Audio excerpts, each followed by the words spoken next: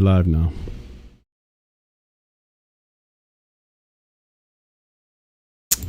All right, 1 2 1 2. Let's do this. All right, chat. What's going on? Here we go. Are we live? Is everything running good now? Let's see what's going on. Ladies and gentlemen, yes, we are live. Thank you, Leech, for letting me know what's going on.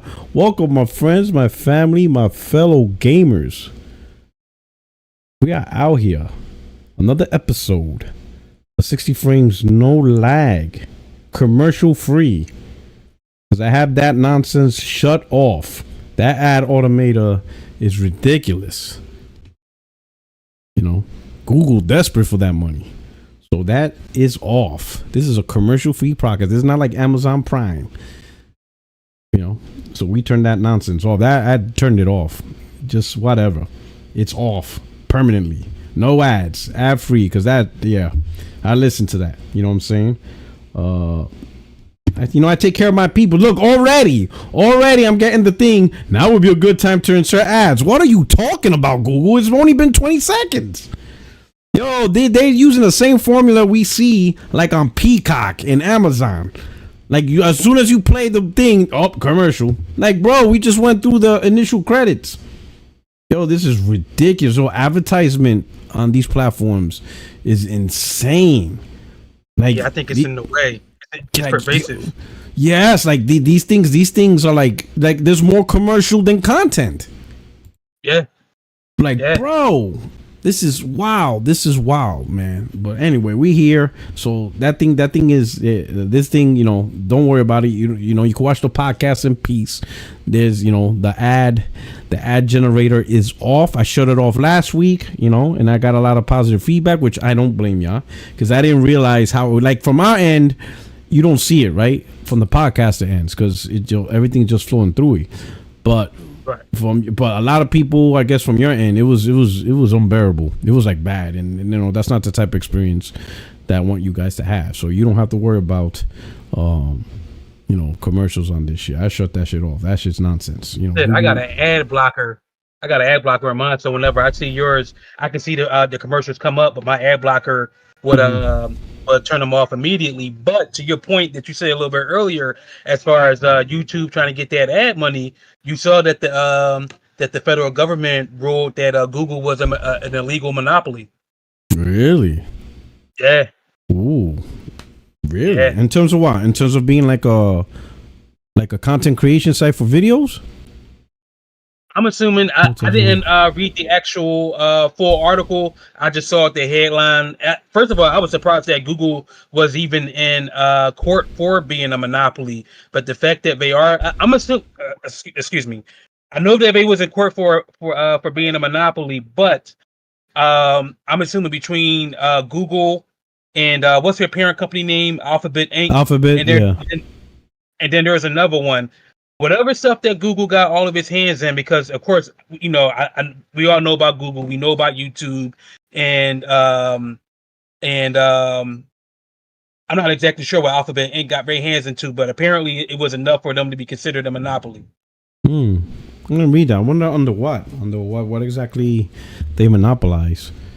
I know you could probably guess YouTube, but then again, Twitch is pretty big, even though it's not the same. But it is a huge streaming platform for video content creation, and things like that. Like, it's absolutely huge. Interesting. I'm gonna read that. Yeah, I saw on X, I guess, Twitter, well, X, right? Elon Musk, they're suing this advertisement agency. So they're suing them because apparently, according to X and also Rumble, right? It's funny. It's Rumble and X, the two worst shit sites, right? But the pretty much the two sites that allow, racial, homophobic, all that bullshit, right? Like, but apparently advertising firm, I guess there's like an advertising, firm that has like 80% of the companies falling on there, and they give guidance, provides guidance on the best places to advertise, whatever. But apparently there's, Twitter or X, whatever, and Rumble suing them because they're saying it's a conspiracy that they're boycotting, the X platform from, advertisements, right? So pretty much this firm is telling the companies, do not advertise on X. And Elon, the company, is saying that that's illegal or whatever, so they're trying to sue him for that. And I'm sitting here thinking, and like, I don't know the whole story, but I'm thinking, what is exactly the issue, right? Like, I don't know the full story, but like, I don't understand what the issue is. Is the issue is that Elon Musk is pissed off at Twitter, whatever. Let's say Twitter. The name X is stupid, but is Twitter pissed off that companies under the advisement of a, overall overarching, probably the most popular advertising firm that provides guidance on whatever on how to advertise, telling them don't advertise on Twitter? No, that's interesting. Now, so what is what? I don't know what it is. What, like, I don't know what the issue is. Does anybody in the chat explain? I think the issue there. Hold on, Camille. I think the issue there is that depending on how true of a statement that is, but if the advertisement company is in fact telling other advertisers not to advertise on Rumble or Twitter or other companies, yeah, that is anti-competitive. And Elon Musk. What if that's your job? What if that's the whole point of the company? Like, what if the companies go to this advertising firm because they want somebody to provide the guidance? Like, hey, let me know which is the best places, which is the worst places. Like, that's literally your job. Your job is to tell me where to advertise or not. Like, if I'm a company, right? Let's say like we're a company, 60 frames no lag, right? And we don't have the expertise to get the best platforms, where's the best places to advertise. So we join this company, we pay them, we'd be like, hey, give us advice, let us know. And they tell us, hey, bro, don't advertise on X. I'm like, all right, we're not going to advertise on X. Like, that's what I'm paying you for. How is that anti-competitive? Because I'm not competing with anything. What? The other advertisement company? Like, if they got look, the point is that wait, Camille. The point is, as far as the advertisement company, if they don't have competition, whereas let's just say that they already have a monopoly on advertising already, then that within itself, and the fact that they have a what's the word I'm looking for? The fact that they have I don't want to say unfair, because that's the point that it's getting to, but the fact that they if they are already dominant as far as they are the only game, and they're telling other companies not to advertise with X or with Rumble, then yeah, that's anti-competitive, because I don't understand. Yeah, no, but I don't understand, what competition are you talking about? I don't understand. Well, that's why, like, reel it in, dial it in for me. Like, I don't understand where's the anti-competitiveness happening? The anti-competitive. Stop it, Camille. The anti-competitiveness is happening at the fact that a company should only be dominant based on either its services or the products or reliability of the services that it actually provides. Anything other than that, then as far as if you and I got together and you and I conspired to say, hey, we're going to, shut out M so that he can't talk any longer, that's where the conspiracy of being anti-competitive at. Whereas, a company should be able to stand on its own legs as far as being successful. It shouldn't have to resort to yeah, but the thing is, it's my company. Like, I'm supposed to advertise on X? Is that what you're saying? Like, I'm forced to advertise on X? You're not forced to advertise on X, but the fact that another company or an advertisement company is telling another company not to advertise on X, but that's what they're getting paid for. Like I said, if we went to this company, let's say Extreme is that company. Extreme Services, advertisement services. He has people that are experts in advertisements. They research platforms, they research geographic areas, audiences, they do all that. And Extreme, and we hire him. Me and you, we hire him because he has expertise, we don't. Right? If we do it, we're gonna mess it all up. So we hire Extreme. Extreme's like, hey, we're gonna have the connections. Hey, advertise on Amazon, advertise on HBO. So we're gonna do commercials there, right? What that means is you and we're gonna pay HBO to put commercials out there. Hey, you need to advertise to the Super Bowl. Let's say Extreme tells us that. That means we're gonna pay like $5 million for a 30-second commercial. Like me and you, it's our money, right? Now Extreme says, hey, don't advertise on X. And we'll be like, why don't you want to advertise on X? Because they're saying the N-word relentlessly. Do you want your brand associated to a platform that says the N-word, makes fun of Latinos? I'm gonna be, me and you, we're going to be like, oh, fuck no. I'm not going to give Elon Musk $1 million while he's making fun of Latinos and black people calling the N-word. Fine, cool. Thanks for the advice. We appreciate it, Extreme. How is that wrong? I think like if I'm literally hiring him to do that. That's his job. Extreme. Your job is where's the best place? Extreme finds out, hey, Elon Musk is wilding out. Elon Musk is wilding out. If you look on that platform, N-word is everywhere. Do you really want 60 frames no lag in your brand to be associated with that? Do you want to pay Elon Musk? I may be like, I don't know. So cool. Thanks for letting me know, M. We're not advertising on X. I'm good. You're welcome. You're welcome. So how is M wrong? No, what I'm saying is, so should M be sued by Twitter because he gives us that advice? Yes.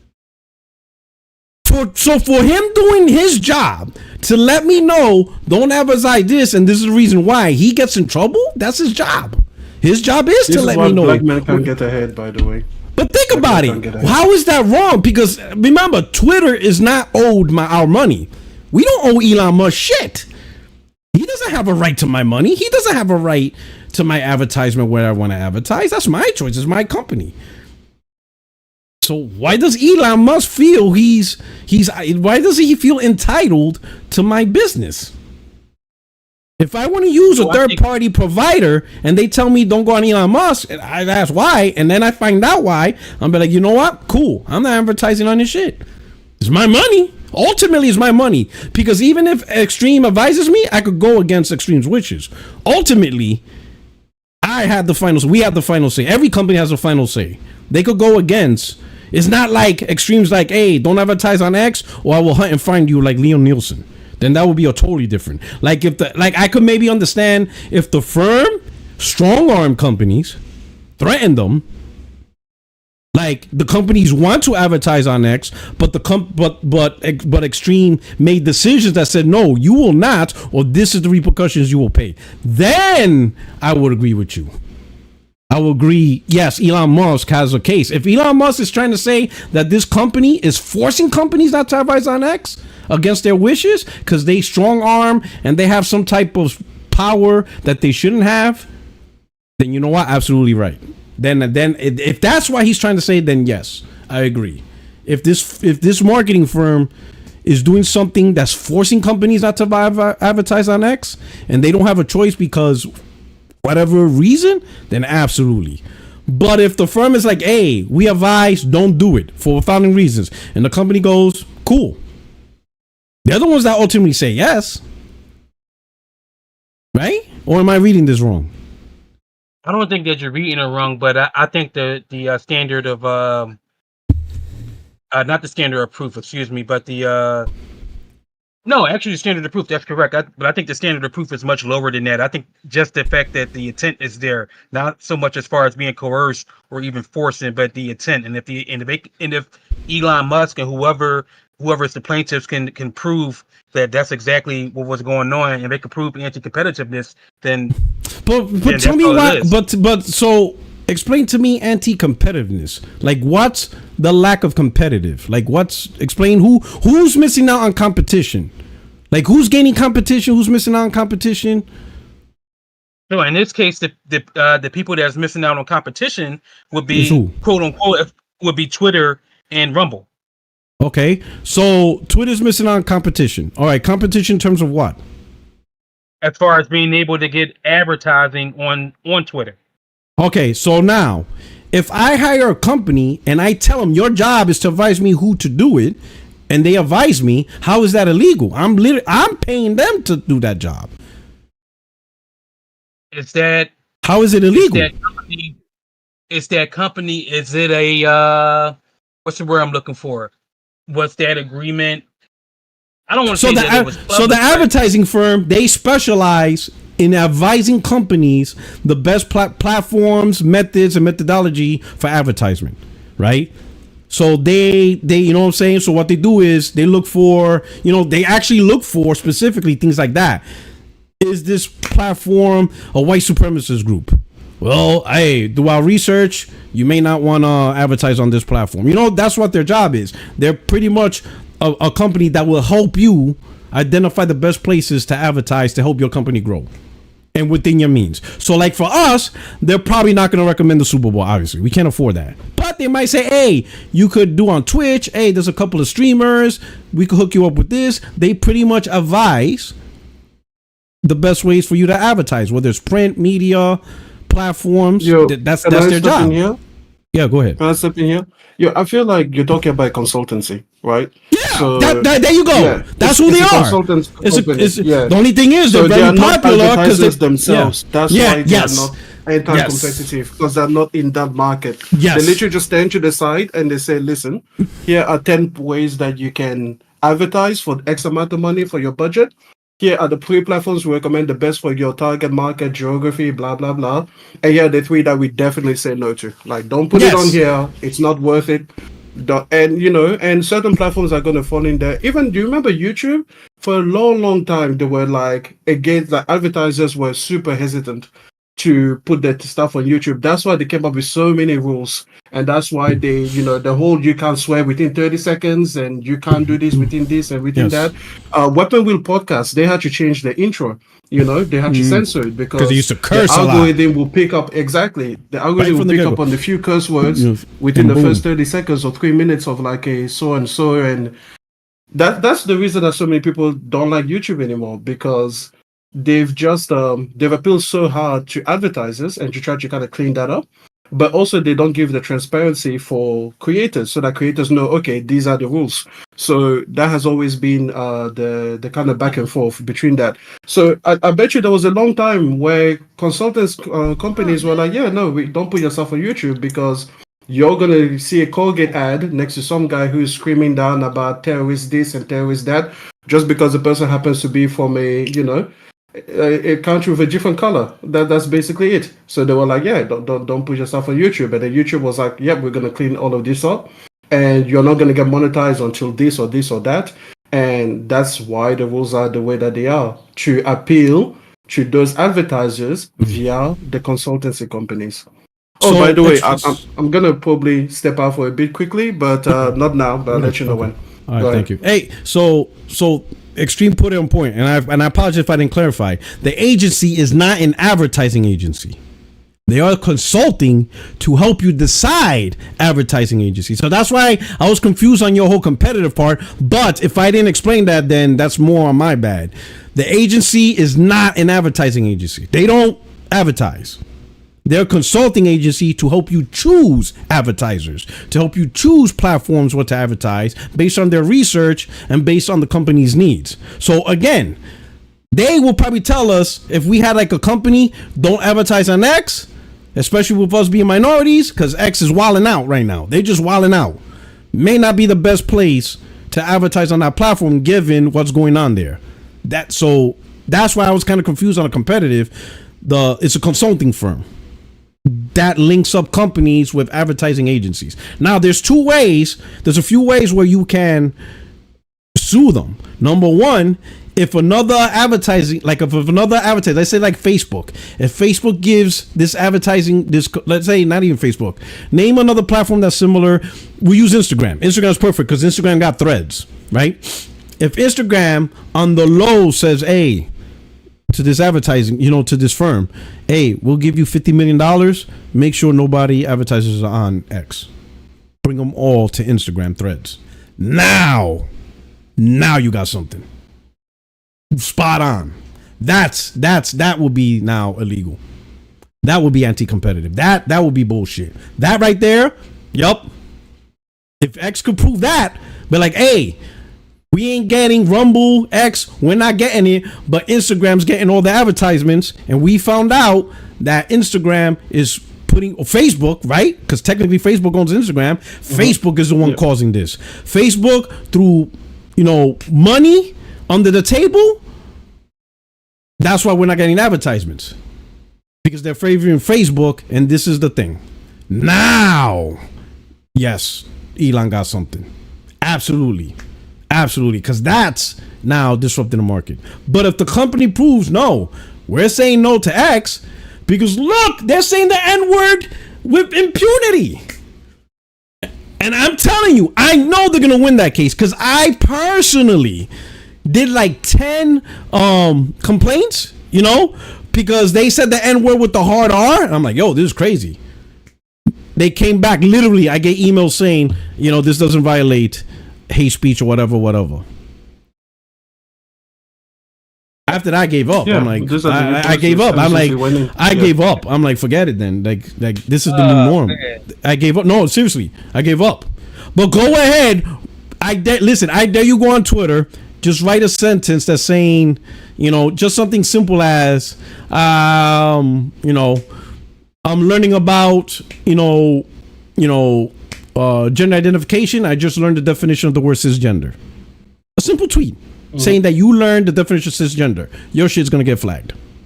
Because a lot of people, they use that word, they get flagged, and it violates the policy. I didn't believe it, but it's happening. Cisgender. So cisgender, you'll get flagged or warned. But you send the N-word with the hard R, you're good. Elon's losing his mind. The dude's, I think Elon's one of those dudes that are so brilliant, but your brain eventually, you lose all sense of logic and reasoning, and he's getting there. That dude's collapsing. All right, brother. But you understand what I'm talking about now? I understand, yeah. But I understand what you're saying. So my bad for not. I think it's my bad for not clarifying who the company is. They're not an advertising firm at all. They're just a consultant to help companies align with the best advertising platforms and all that stuff in line with their brand. I mean, honestly, I think it's a bullshit case. I think, that's just Elon Musk, or whatever, excuse me. I think that is X through Elon Musk is just throwing his weight around, because I think the whole purpose of that is try to bankrupt the whoever they're suing is to bankrupt the company through pointless litigation. That's what I really think. Yeah. So it's going to be interesting. I don't think he's going to win because, Twitter is wild. And I know everybody's like, oh, it's free speech. I'm like, listen, I don't wake up in the morning like, ooh, I got to say the N-word today. Like, that's not, like, what are you talking about? Like, and you know what? Like who wakes up with this inner feeling like, ooh, I gotta say the word, and then like their face turns red. Like free speech isn't simply saying the N-word. Like, what are you talking about? Like, what is this? Why this society, not even society, why is some people so adamant like, oh, I got to say, like, who cares? I don't say the word. I don't care to say the word. I said it when I was younger, on the streets of Brooklyn. I joined the Marine Corps. Marine Corps like, cut that bullshit out. We don't talk like that as Marines. I'm like, all right. We don't talk like that as Marines. Man, you want to stay Marine? Eventually, I agree with the bullshit. Now, don't care. I know your question was a rhetorical question, yeah. But I know there are bigots that wake up in the morning. That's the first thing that they think about or wish that thing. I mean, I don't want to go into politics, but as far as with the whole, the whole MAGA and how things used to be and people being back in their proper place, quote unquote. I mean, to me, it all goes to that. And then you're up. Damn, I forget the other point that you said. You know what? I'll remember. At some point, I'll remember it. It'll be out there, but it's crazy, man. But anyway, let's go around the room. I think Craig, are you back or are you bullshitting? He fell asleep. Hey, old man, Grandpa. Oh, he out. At least he's muted because we won't hear him snore. I think the last time he was the one snoring. Yeah, it was him snoring. Was it him? I think He was. I think somebody fell asleep on the podcast. That shit was funny. That shit was hilarious. It was Snore Boy. He was getting some Z's on that podcast, on that episode. That shit was hilarious. But anyway, let's move on to topic. I think Extreme went out the way, but let's talk about it. Hey, I just want to say shout out to the chat. Thank you so much for coming through. Hit the like button, stuff like that. You know, a little small talk, but we're gonna get right into the topic. Let's talk about Avowed Delayed. All right, so Xbox account officially announced that, you know, the game is delayed, but it's the reasoning behind the delay. Have you heard the reasoning? Yes. What was the reasoning? The reasoning was because they were concerned about people's backlogs. So help me out here. What backlog? So in the chat, what backlog does Xbox got? What backlog? I guess he was. What backlog? Bro, these guys say, oh, we caking in games. What goddamn games? The only game that we even talked about on Xbox all year long, like we're in August.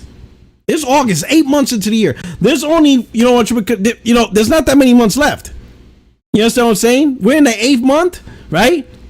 Only 4 months more. There's only 4 more months left. And usually December don't count because that's like the end of the year. Whatever is out by then. So really, you're talking September, October, November. Mm-hmm.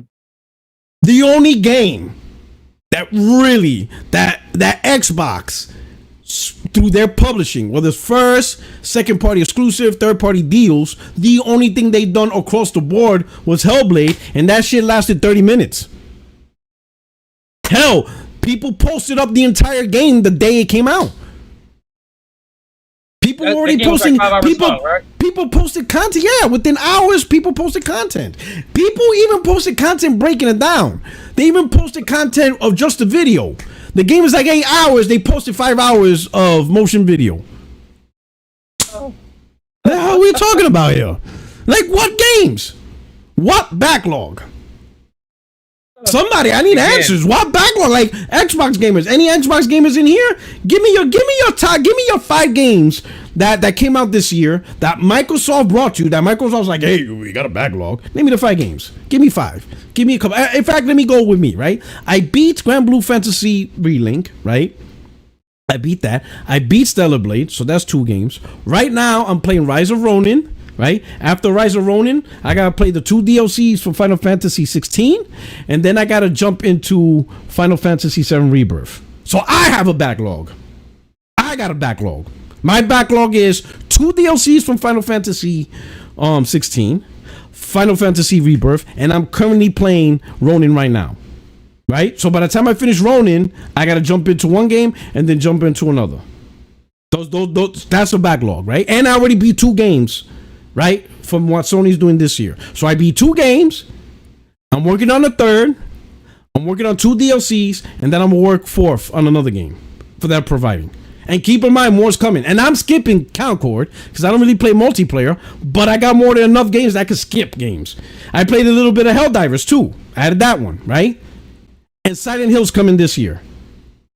That's backlog. I'm naming you games. So Xbox, what backlog? Now, of course, Aaron goes Game Pass. Well, brother, I could fucking throw in PSM tier. If you're just going to say 400 available titles, like, and here's the crazy part. Don't even get me started on my PlayStation VR 2. Because there's like 5 or 6 games I got to play on that too. I'm not even going to go there. If we're going to go with backlog, let's not even go there. You know what I'm saying? Because I got to make time for my VR 2. There's a whole bunch of games I got to play on that too. If we're talking about backlog. What games? What backlog? I would have respected them if they would have said quality control. That would make more sense. Right. I agree. You know what? I'm surprised that I'm surprised that they wasn't lambasted for that, because when I heard the reasoning as far as they were concerned about people's backlogs, oh, now you're concerned about where let me read back up a bit. The concern should be, where are the games? But now that I haven't saw a company spin and twist and fuck, you think Xbox was fucking coming up with a new dance with the amount of spinning and twisting that they do as far as turning it, as far as creating a new narrative? I mean, why is this even acceptable? It's and people board it. You know what? Some people board it hook, line, and sinker because I see a lot of people aren't too happy about it. But as far as the backlog, I'm assuming what backlog are we referring to? Are we referring to the backlog from the original Xbox or the Xbox 360 or even the Xbox One? Because as you said, there weren't that many games, or are they including third-party games as well too? I mean, it's ridiculous, and it would have been better if they would have said, you know what, we're just pushing back Avowed for. Matter of fact, any other reason would have been reasonable to me, except for we're worried about the backlog. You know, we worried about people's backlogs. Like, when the hell does a corporation even care about you or us as individuals? Which is a rhetorical question, which they don't.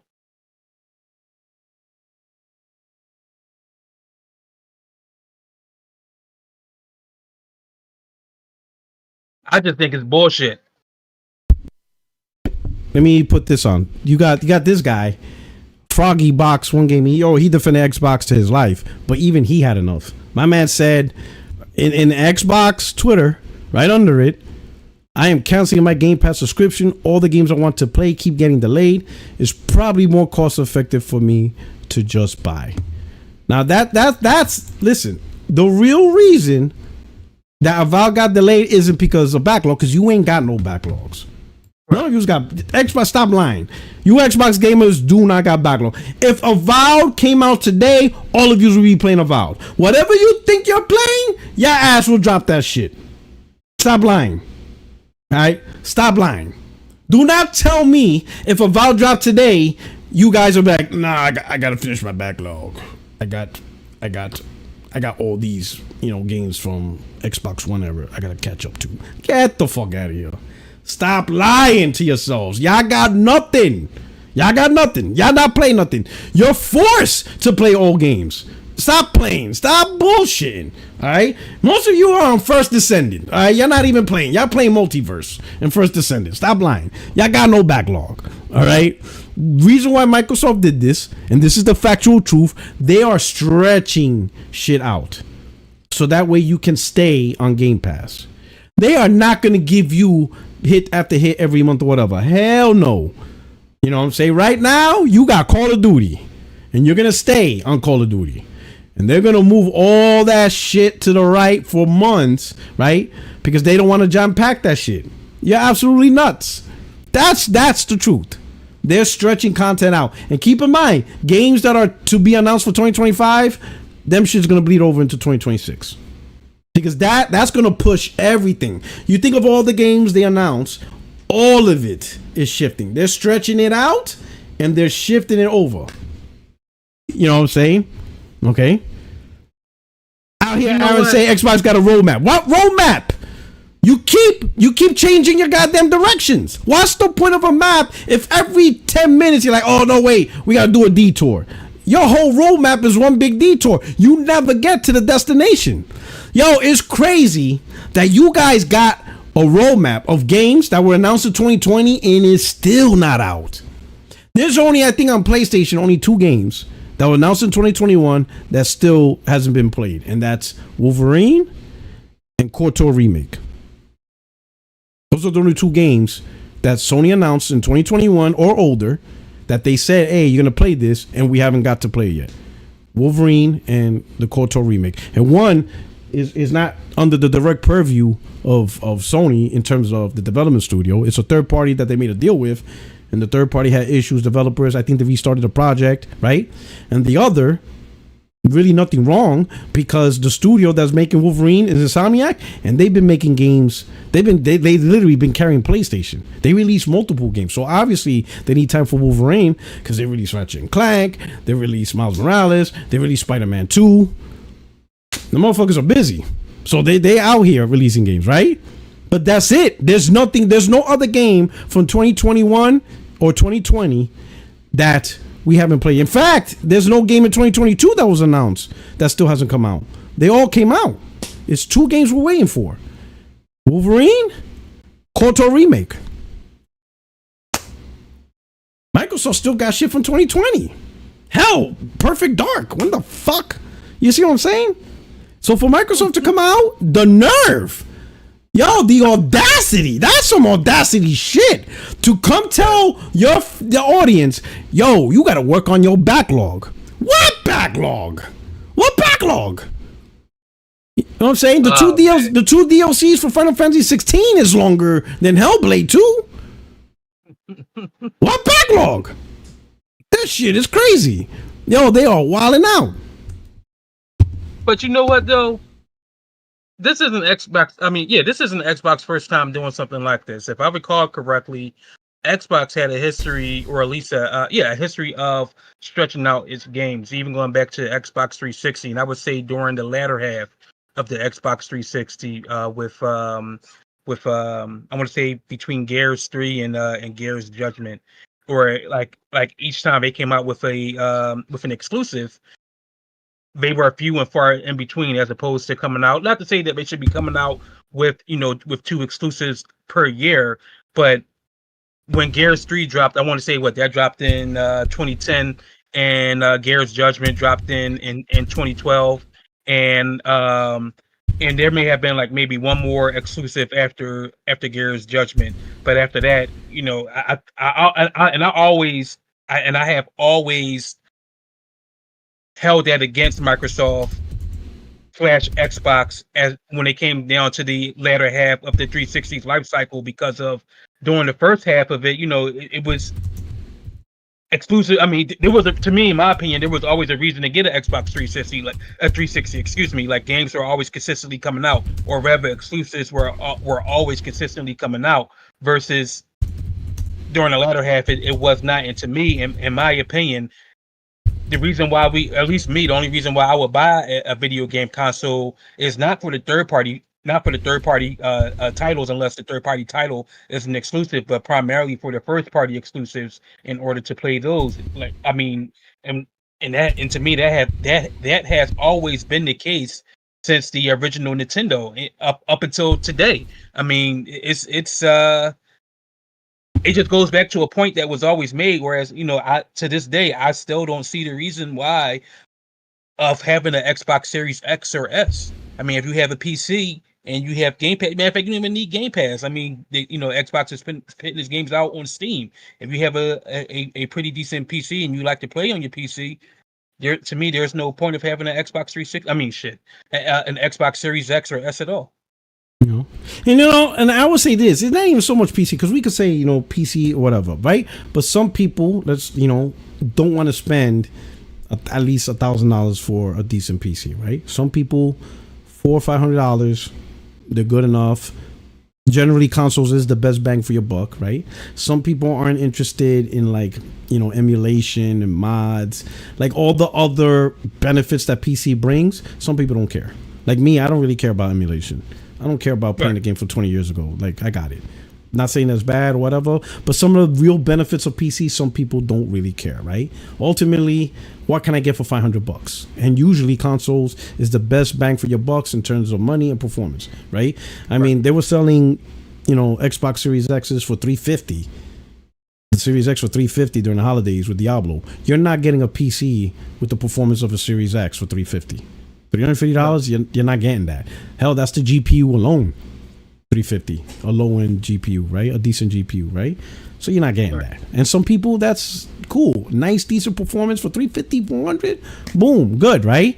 So in that sense, but where Microsoft really messed up is they just didn't at least try to give the console a little bit of special attention through games, right? They did nothing. And then to top it all off, Microsoft out here saying, hey, we're going to put games on the other platform that competes with the Series X, with the PlayStation 5. And that's where people are like, all right, it's one thing for PC, but it's a whole other thing. Because, there are Xbox gamers that are like, fuck, I could have just bought a PS5 if this is the route that's going to go, Microsoft's going to go. For some people, Game Pass is okay, but it's not that okay. Some people ain't really playing a lot of games on Game Pass. Some people are just strictly waiting for the first party, right? Really it. Because that's like the big deal of the Game Pass. It's the first party and whatever exclusive deals Microsoft can get. But it's becoming so far in between. They're like, Some people are just like, okay, the value in this, if you're making me wait, really what you're doing is you're dangling this carrot. You know what I'm saying? You know, this is why me personally, I don't subscribe to either service. I'm gonna say if it's good for you, it's good for you. But here's why for me, I don't care about Game Pass or PS Premium or Extra, right? And the reason why I don't care is because generally, right, even with Game Pass day and date games, most of the games that I want to play don't appear there. So if I were to subscribe to these services, it's almost like, what is it? A sunk loss theory. I'm playing games in a service only because I'm trying to justify why I'm paying for this. And that's not how I roll. I know the games I want to play. I'm going to play the games that I want to play. I'm not going to play games simply to justify the existence of me paying for the service. You know what I'm saying? That's not fun to me. You know, if I'm paying for the service, I'm like, well, I'm paying for it. I might as well pick something. No, that's not fun to me. You know, like if I were to do, like for me, and this is for people in the United States, if I were to pick a rental service, I would pick GameFly. That would be my choice. I wouldn't pick Game Pass or PlayStation. I will sign up for GameFly. Now, the reason why I will sign up for GameFly, because GameFly, you get day and date games across everything. PlayStation, third party, Xbox, and Nintendo. So that, and because it's melded in, right? Because they have physical discs, you have to pick what games you want. So if I sign up with GameFly and I look at the library, I want this, I want this, I want this, I want this, I want this. It's whatever game I want. Right. And then they just mail it. I beat it, put it back in the mail. New one comes in. I have more control on what I want. And it's access to all the content title. It's not certain titles. It's not, well, you got day and date on Xbox, but you don't have day and date on Play. No. You even have day and date third party. For example, Marvel Spider-Man 2. If you had GameFly, day and date rental. Grand Theft Auto 6, day and date rental. That's on GameFly, day and date. And you could pick the PlayStation version or the Xbox version. Marvel Spider-Man, Horizon, Forbidden West, Hellblade, whatever game. Third party or first party, day and date, GameFly. You pick what you want. I would choose that because that gives me the actual freedom that I want. It gives me, it's tailored to what I want to play. But PlayStation Plus and Game Pass, that's not tailored to what I want to play. Ultimately, I would feel forced to just pick something just to say that I have this service and justify it, and that's not fun to me.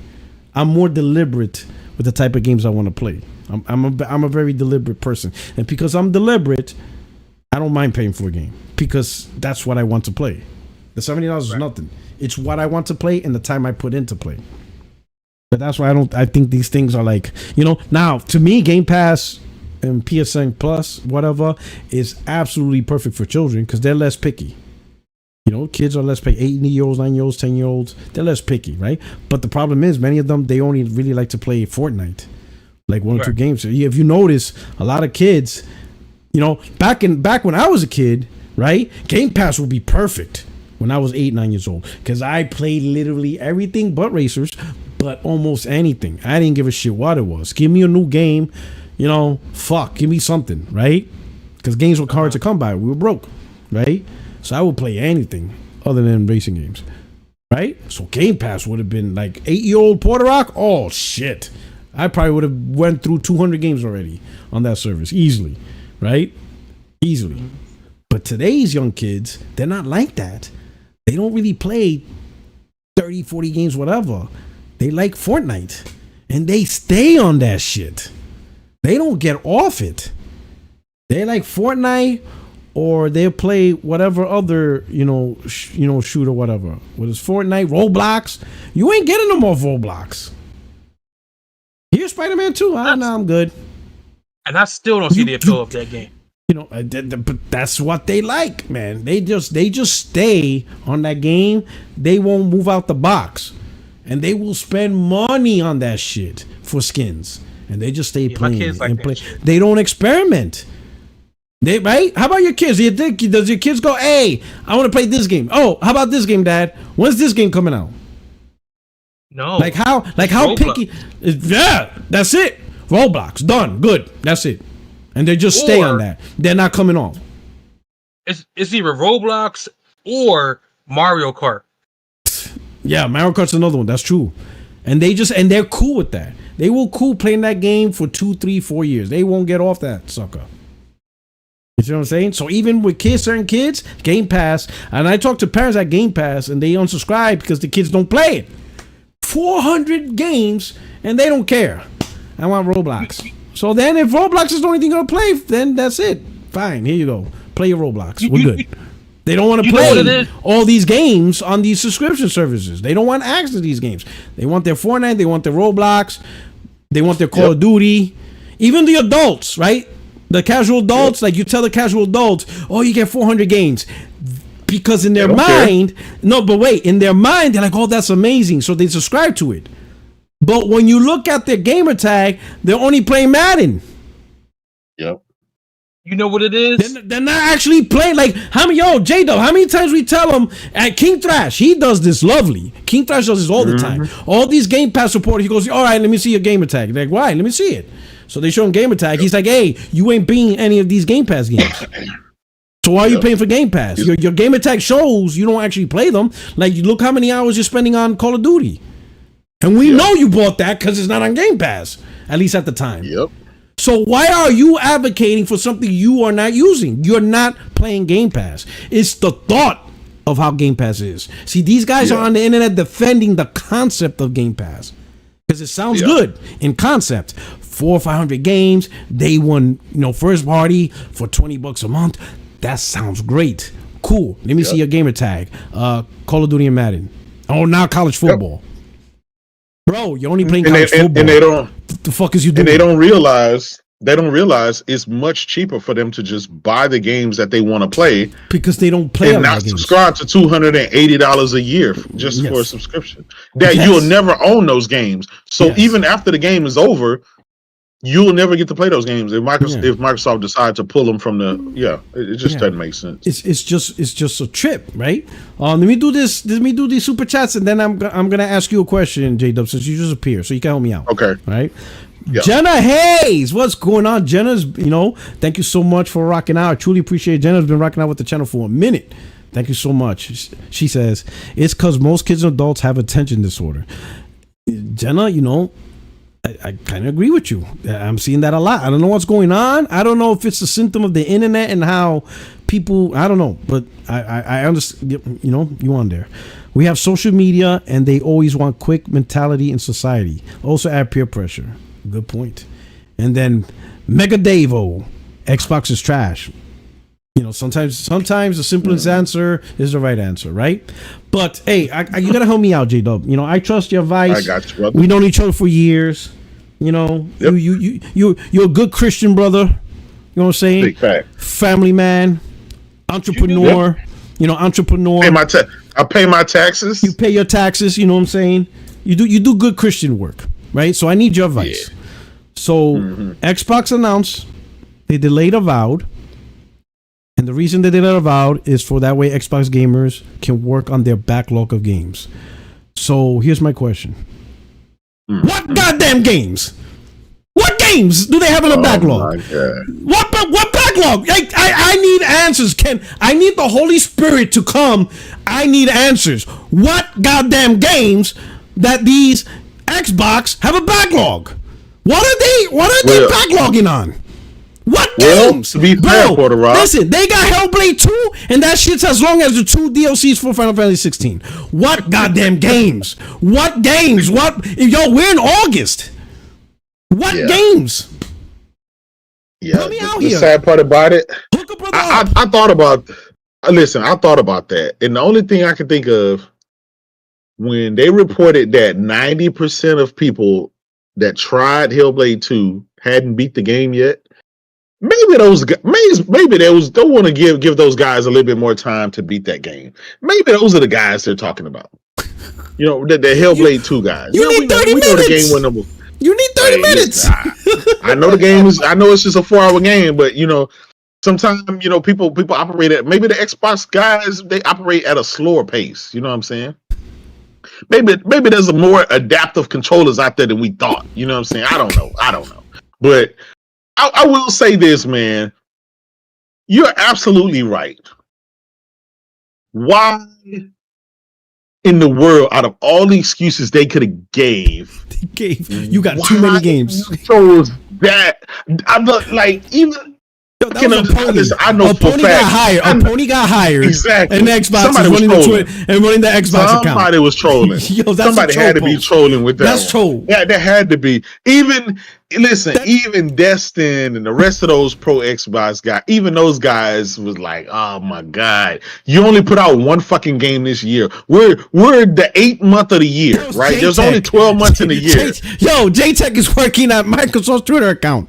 That was him, dog. Exactly. He wrote that shit. I'm like, what the hell? We just want to let our games breathe. We tired of overloading y'all full of bangers. You know what I'm saying? You know, oh my God! But listen, that's the real problem, Porter Rock. I know you think it's funny. I know you think it's funny. We need to let our content breathe. We overloaded y'all. Yeah. Shit. Listen, I'm gonna stand on this, Porter Rock. I'm gonna stand on this. I think it's because of the Project Latitude, the frosted glass. I think that's really what it is. They still working. They still got the dev teams hard at work with the PS5 Pro, and so they needed more time to get all that stuff ready for this fall. They're holding games for the PS5 Pro unveiling. Yeah, for the real fan base, the real targeted audience of Satya and the dollar. Yeah, the people who actually going to buy the games. You know what I'm saying? Shit. Oh my God! They delayed a game because they need more time for the PS5 Pro. Oh my God! They did for Sea of Thieves for the DLC. They delayed that DLC specifically. You know, I'm just saying. You out of pocket, dog. You out of pocket. Hey, I'm just saying. Doc Dog's gonna be mad at you. He making a video. Oh shit! They clip that. My man. They're delaying games because they need more time for the PS5 Pro. Yeah, I just done pissed off Alex and the rest of those dudes. They finna make 50 videos. Oh yeah. These guys really think that the delay's about PlayStation. I already see it now. Oh, I already see it now. I already see the content. I already see it. Oh shit, Astro Cyborg got you, dog. You're gonna be on Astro Cyborg's Twitter. He already clipped it. He already put it on Twitter. It's up right now. It's already on there. Yep. Oh shit. Thanks. Shout out Blast. The only backlogs Xbox have are Twitter Spaces. Facts. And Navanzor. They'll be able to play Phantom Blade until then. Ooh. Psych. Psych don't need an Xbox. But yo, Extreme, are you there? Or you still doing photography? Yo, I'm back. All right. Hey, have you been hearing the conversation? I've been here in the last 5 minutes or so. Apparently, can you answer the question? Too many games. They got too many games, bro. So maybe it's in Australia. Do you see games over there? Maybe it's because technically it's winter, right? Exactly. So you have the winter holiday right now. So maybe actually, listen, I've got a confession to make. This is my fault. This is really my fault. It's my bad. Let me tell you, because I feel like you put the guilt on me when you were talking about J-Dub and you talked about how he's a good Christian man and everything. And I haven't been a good Christian, so let me confess. Okay? At the beginning of this year, okay, I said that I was only gonna play my backlog. Clearly, someone at Microsoft heard me, and he was like, "Shit, that's a good idea. Shit, that's a good idea right there. No new games for you." That's true, because you said earlier in the year you're not gonna play the new games. You're gonna focus on your backlog. Someone in the chat works for Xbox. Sorry. Listen. And you know how they like to clip me. You know how they like to clip me and put me on Twitter. They put me in front of Phil, and he clearly thought this guy is a smart guy. Let's just do that for our entire audience. Hey, chat. There's a wolf in sheep's clothing right now. There's Among Us. We gotta play Among Us. One of you's in the chat work for Microsoft, and you're pretending to be a pony. One of you's is here listening. I know it, and it's not the obvious because sure you could say it's Aaron. You could say it's Truck. No, that's too. Yeah, right. Vicky. Nah. Is one of you guys. Because they're too obviously, right? They're too obvious. No, it's the nice ones. Someone's hidden in the shadows. They listened to Extreme and they took his idea and turned it. They say, "Hey, we're gonna take that hot line. We're gonna turn it into a hot song." We're gonna use that. You need to work. You need to work on your backlog. You need to work on your backlog. Yo, that was on me, man. Oh, that's on me, man. Hey, I'm so sorry, Xbox guys. That's on me. One of y'all work for Microsoft, and y'all here that's on my name. We gotta find y'all. We'll find you. I always wanted them to play more, man. I always did, but you know what? They just heard my strategy. They were like, "Shit, this guy. Why didn't we think of that before?" That's what they said. This guy is brilliant. This guy is brilliant. He's fucking brilliant. Work on your backlog. Boy, oh man. Shit, we got let's say Cole Igor's alt account is in the chat. Oh shit. Oh, he's getting all the secrets. All right. Hey, listen, I just want to say this. Xbox guys, don't clip me no more. Because clearly you see where it takes you. Next thing you know, they're going to give you $1,000 Xbox Pro. Next thing you know, they're going to give you the Extreme Xbox.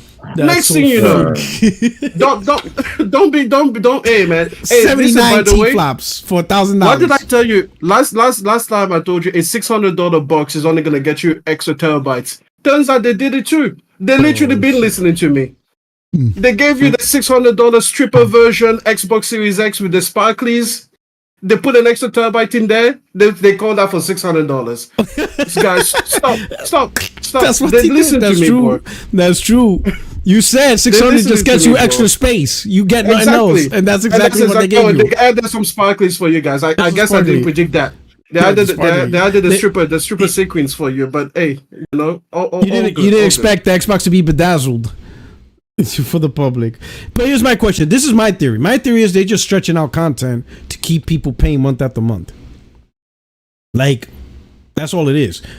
I think the only thing that's really gonna come out is Call of Duty. They opened up the whole space, and like everything is gonna get like stretched out and shift to the right. They're gonna have these huge gaps because they want to keep people to stay on Game Pass, right? They're not going to give too much content on top of each other and stuff like that, because then you got guys like, you know, I already taught guys how to finesse the system. You know, wait for a couple of games, subscribe to Game Pass, beat them all, unsubscribe, wait for the next batch, right? But that's a lot harder when you stretch it out and you have huge gaps in between because you're busy with your backlog. Come on now, that shit's crazy. That's your strategy. Oh my god! Listen, it's crazy. The crazy is, and the dudes were they actually was saying that. Yeah, man, my backlog. Microsoft needs to slow down on all these games. And I'm just looking with like my mouth wide open, like, oh my, these guys are really. When Phil said they'll evangelize it, like he really meant it, and he was right. Those guys are fucking crazy. He did it, bro. He evangelized them because, like, and I saw that on Twitter, and they're like, "Oh yeah, it's a great idea." And I asked them, "With what games? Like, what are you playing right now that you don't want Avowed? What game you playing right now that you want to take time in because, you know, an Avowed will get in the way? What game? What y'all playing? Like, yo, this shit is crazy. Well, like, what games decisions Microsoft did for you that you're taking, that you're knocking those out of the way? Yo, this shit is wild. This shit is crazy." Yo, and how does Microsoft get away with it is unbelievable. Unbelievable. Again, I just want to apologize on camera because before I was doing it off camera, I don't want you guys to think that it's my fault. It's my bad. My man said, work on that backlog. It's me. Work on that backlog. What I said, see what happens? Is that what I said? Yeah, you want to work on that backlog. Pregnant pause. Between the $600 stripper box, I've just been calling these things left and right. I'm sorry. Stop clipping me. Like, leave me alone. Leave me alone. Don't put me in front of Phil because he listens. In fact, before the next Xbox is going to be $1,000. That's exactly right? The next Xbox is going to be $1,000. Porter, let's be honest. Before Xbox they ever put the games on PlayStation, didn't I say it was suspicious that he kept saying that PlayStation games were his favorite games? Didn't I say they should be worried about that? Didn't I say that it's weird that this guy stands in line to go and pick up a PlayStation console personally? Didn't I say that? The whole time. He could have had his secretary pick it up. He could have had his secretary pick them up. He could have had anyone. He should never be photographing this thing. And then he signed a PlayStation console in Japan. Imagine Elon Musk driving a BMW all-electric vehicle. No. Being like, hey, I'm waiting in line. It's going to take 6 months, but it's worth it. I'm going to wait for this delivery. Imagine. Yo, that's crazy. That shit is wild. All right. Let's move on to the next topic. Next topic, right? Is Xbox hardware, is people finally realizing Xbox hardware is coming to an end? Let's start out with this one. Let me start out with. Go ahead and pull up my tweet. Yeah. So where you want? Let me see. Let me find it. Fucking J-Do. I got some backlash. I got some backlash. That's J-Do. Where's J-Do at? Hold on. I think I bookmarked it too. Oh my god. Listen, if not, hold on.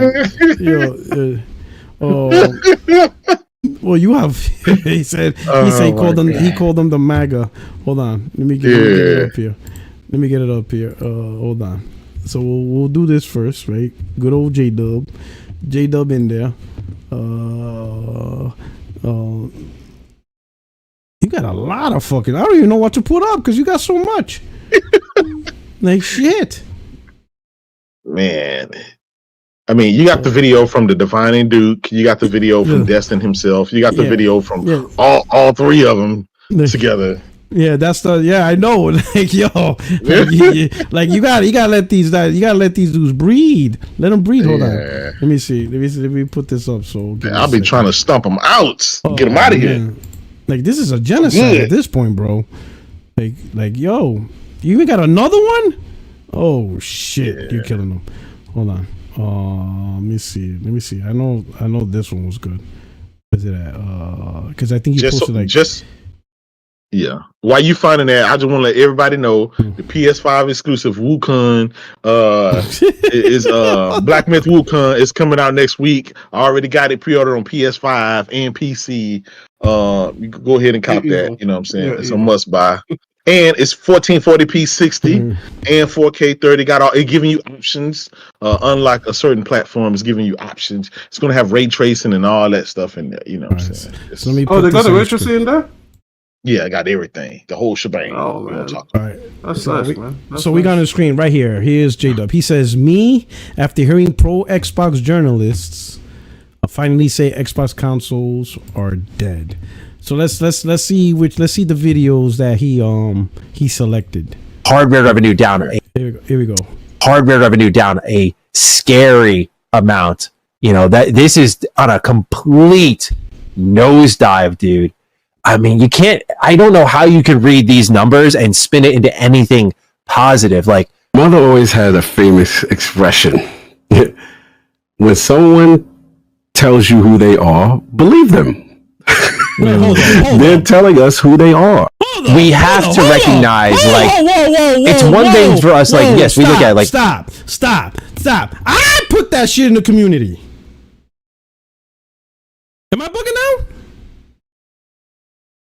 Hello? Y'all can hear me? No, what'd you put in the community? I said that shit. Yeah. Hold up. My dad told me that. I know. No, I said that for not me. I know. I said when a man tells you who he is, believe him. What? Hold up. I heard that from Dog Dog. You hear that from the man? Get out of here. We left his ass in Puerto Rico. Man, listen. Our father didn't like him. Dad don't like him. He was mama's special boy. Dad didn't like him. That's why we left his ass. Dad said leave that bum. He ain't gonna amount to nothing. I heard it from Dog Dog. You know what I'm saying? What's the saying? That's a trait that only a mother can love. What? Oh man. When a man shows you who he is, believe him. What the? Hey, Dog Dog original. Dog Dog is the first person to ever say that.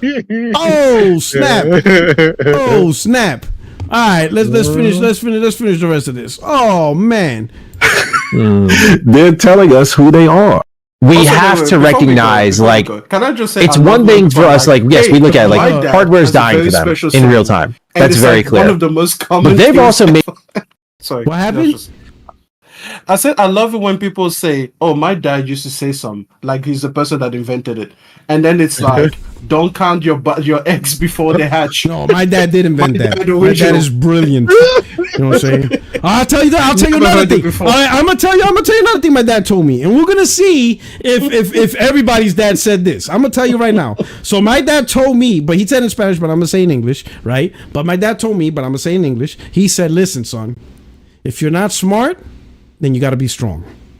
If you're not strong, then you got to be fast. And if you're not fast, then you're not my son." Go ahead. I dare anyone in the world say, "Oh, my dad told me that." Fuck you. They didn't tell you that. Right? That was my aunt. Yeah, you're not her son. Say the exact same thing. You're not her son. Yeah. That's what my dad said. I'm like, all right, you know what I'm saying? Okay, I guess I gotta figure it out, you know. Oh shit. All right, let's hear the rest of this. It's who they are. We have to recognize, like, it's one thing for us, like, yes, we look at it, like, hardware is dying for them in real time. That's very clear. But they've also made it very clear, like, we do not care. Hardware. You know what? J-Dub. This is just my opinion, but J-Dub. Let's talk about that clip. J-Dub. Yeah. We've been saying that like for 2 years, bro. Yep, forever, man. Like, yo, how long we been saying that? How long we been telling them that Microsoft don't care for hardware? We've been saying that for years. When we say it, they just say, "Shut up, y'all just some ponies and some fanboys." But all of a sudden now, it's the end of the road for Xbox. You know what I'm saying? They see the Titanic already sinking, and the tip. They see the lady at the top. You know, it's going to be the last person. Now they want to. Well, Leonardo DiCaprio. He's floating on the plank, and now they want to fucking have a come to Jesus moment. That's just crazy. It's crazy. We're trying to make room on the plank in freezing water. Now you motherfuckers want to say something we're in the middle of the Arctic. Yeah, you can't come in here and take credit for shit that we didn't say it 3, 4, 5 years ago. We told you if you don't buy your games, you're gonna eventually the hardware is gonna go away. Well, look what happened. And you still got dudes out there saying, "Oh no, it's not." There's 500 million. There's 500 million. Yeah, like 400 million of them is on a goddamn iPhone. Exactly. The other 80 million is on Android. Listen, like, what are you talking about? You can have a billion MAUs. It's not going to keep the Xbox hardware afloat. It's just not. Satya is out to make money. He's going to cut anything that's negative on the way, and it is what it is. Unless you guys can go out and convince a bunch of people to go out and buy Xboxes, it's a foregone conclusion. Yo, this shit is crazy. J-Dub, it's 2024 August. 2024, bro. We've it's been almost having 2025. We had this conversation. We've been talking about this last gen with how shitty Xbox One generation. Yep. And now after like 5, 6, 7 years, the epiphany, now they realize, oh, this shit is crazy. Shout out to SNK. Hey guys, want to hear a joke? Xbox have too many games. Yeah, right. More like too many bad games. Yo, this is crazy. All right, let's see the other video. Let's hear this shit. Yeah. Oh, let's hear this one right here. This is just my opinion, but when I look at Xbox hardware, I think this generation is pretty much a lost cause moving forward.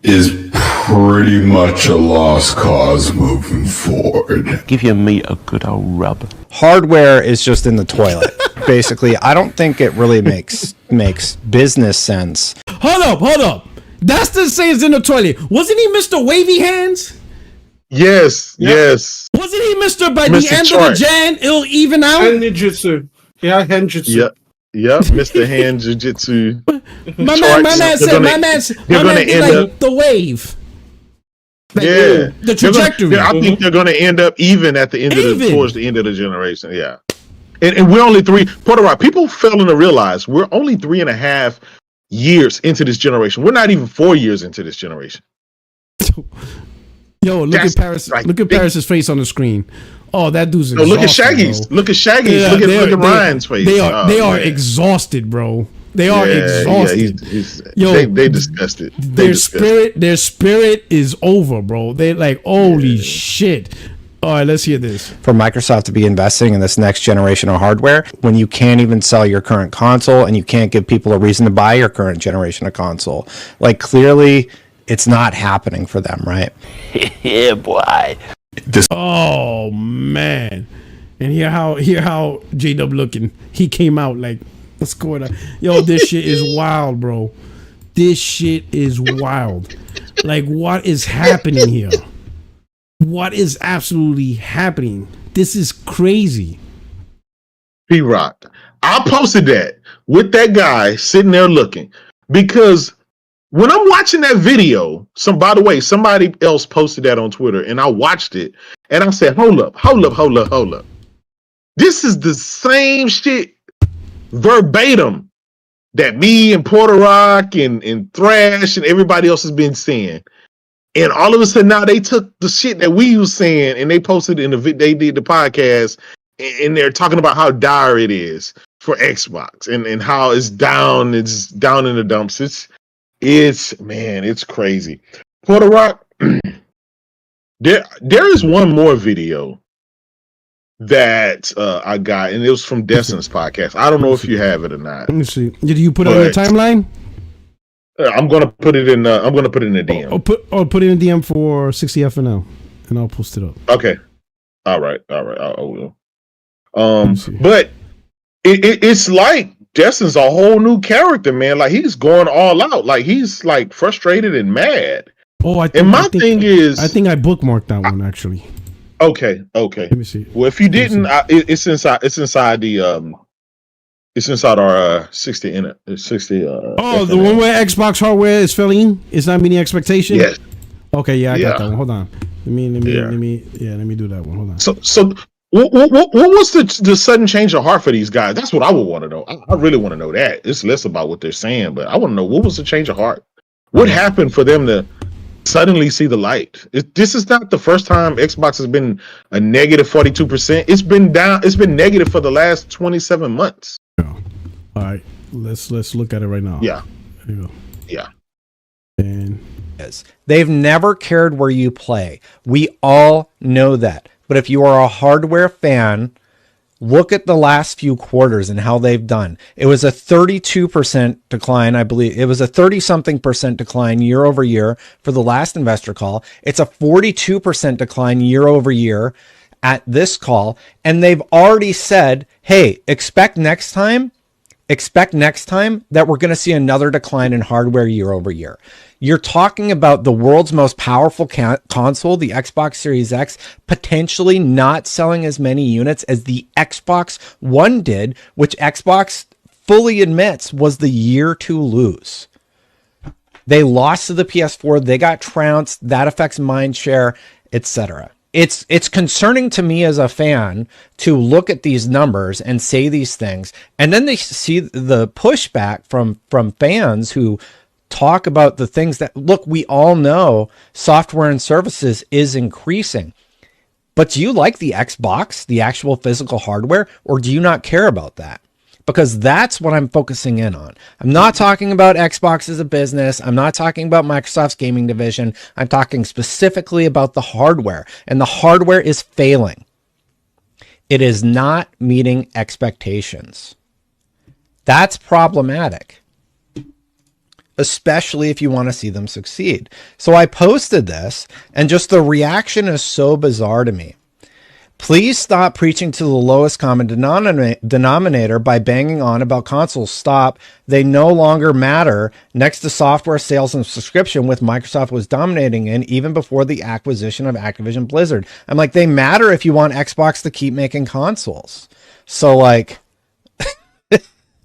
yeah, that's the whole thing. And this is a conversation. If you have any thoughts on this, like, am I wrong that it doesn't make business sense to invest in selling fewer consoles year over year?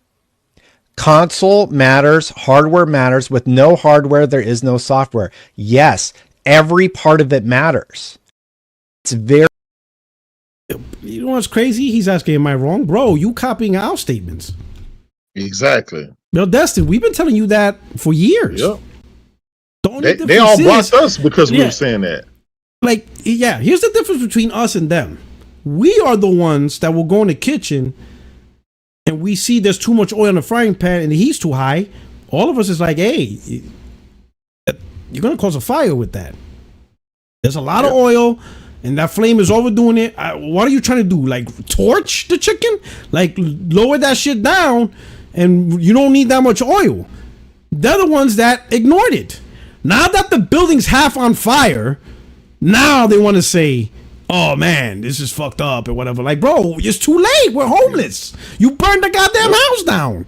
Like, the hell is you talking about? Is he wrong? Bro, we technically, we set the blueprint for them. All they gotta do is watch us, listen to us, and just repeat. They're literally repeating what we're saying. They're not saying anything new. They're just repeating our words. We've been said this. So I wouldn't be surprised if they just remember what we said and now they're just saying it. Now it's not fanboy. Sure. Now it's not fanboy. We're not fanboys no more. Now, because they said it, it's logical thinking. Like, you got to think this logically. Yeah. You know what I'm saying? And like I said, most of them had already blocked us for saying exactly what they're saying now. They blocked us for saying exactly what they're saying now. Mm-hmm. I find that ironic. And if you're listen, you can't have been a smart person and not seeing this day come. You got developers, right, laughing at you, talking about who needs Xbox. You got developers not putting games on your platform, like a lot. Like every week there's a new game not going to Xbox. And it wasn't because Sony was money hatting, it's because the developer doesn't see the work. And they act like we don't see MPD numbers and European numbers every month. We talk about it. We podcast about the numbers every single month for years. We know how well Xbox is doing and how well it's not doing. So these guys think that, and again, a lot of them, and I call it like this, Porter Rock. We're the old school guys, right? You've been podcasting for a long time. I've been podcasting for a long time. I miss the old school Xbox guys. All of those guys have already moved on and went to PlayStation or PC. They've already moved on from Xbox. All of these people left right now that are still believing like there's some fight in Xbox. These guys are the new guys. They just got here. Those are like, I don't know those people. But all the true diehard Xbox fans, they would have seen this stuff already. They've already moved on. They went and bought them a PlayStation or PC and moved on. But these new guys that are still defending this last place mentality, well, there's over 500 million MAUs. Okay. Well, there's going to be 1 billion MAUs, right? But your Xbox console won't be there. And I know you love to think that Satya loves you and he cares about the console, and he doesn't care. He wasted $30 million on Ninja and closed the goddamn streaming shit down the next week after he paid the guy. He doesn't care. They don't care. No. They think they're if you're not making money, it's over. Yeah, they think they're just gonna have something that don't really pull its weight, and just like Microsoft shut down their phone business, and phones is much more lucrative than console. Much more lucrative because, one, not only do you have the device, but you also have the store, and the store is open to everything. It's open to all content, third-party content, both productivity, games. It's just a broad spectrum of content you can control having your own store on the phone business, right? Yeah. And they got rid of their phone. So if you could get rid of your phone, you could get rid of a console. Yeah. Right after they spent $7.2 billion on Nokia. They actually bought a dedicated, the third largest phone manufacturer at the time in the world. They bought them for that reason. 4 years later, they're like, shut all this down. They didn't care how much they put into Nokia. They don't care that phone is very lucrative. It just wasn't happening. The metrics that the phone was supposed to bring, they weren't getting it. Mm-hmm. So they shut that shit down. They didn't care of the potential phones bring, because they clearly see how iPhone does. Mm-hmm. They clearly see Samsung's success. Hell, even Sony got their own phone, right? Yep. But for Microsoft, it wasn't enough, so they shut that shit down. Mm-hmm. So if they could shut down a phone business, you really think they won't shut down a console business? Yeah.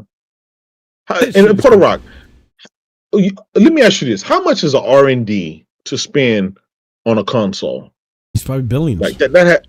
Yeah, it's billions, right? So you have to spend billions in R&D for these consoles. Then you have to actually physically make these consoles. You have to actually ship them and package them, and then you have to market these things. That's billions and billions of dollars just for nobody to buy them. That doesn't sell, for something that doesn't sell, right? No. You've sold less than 800,000 copies, not in a month, but in a quarter, right? Back to back.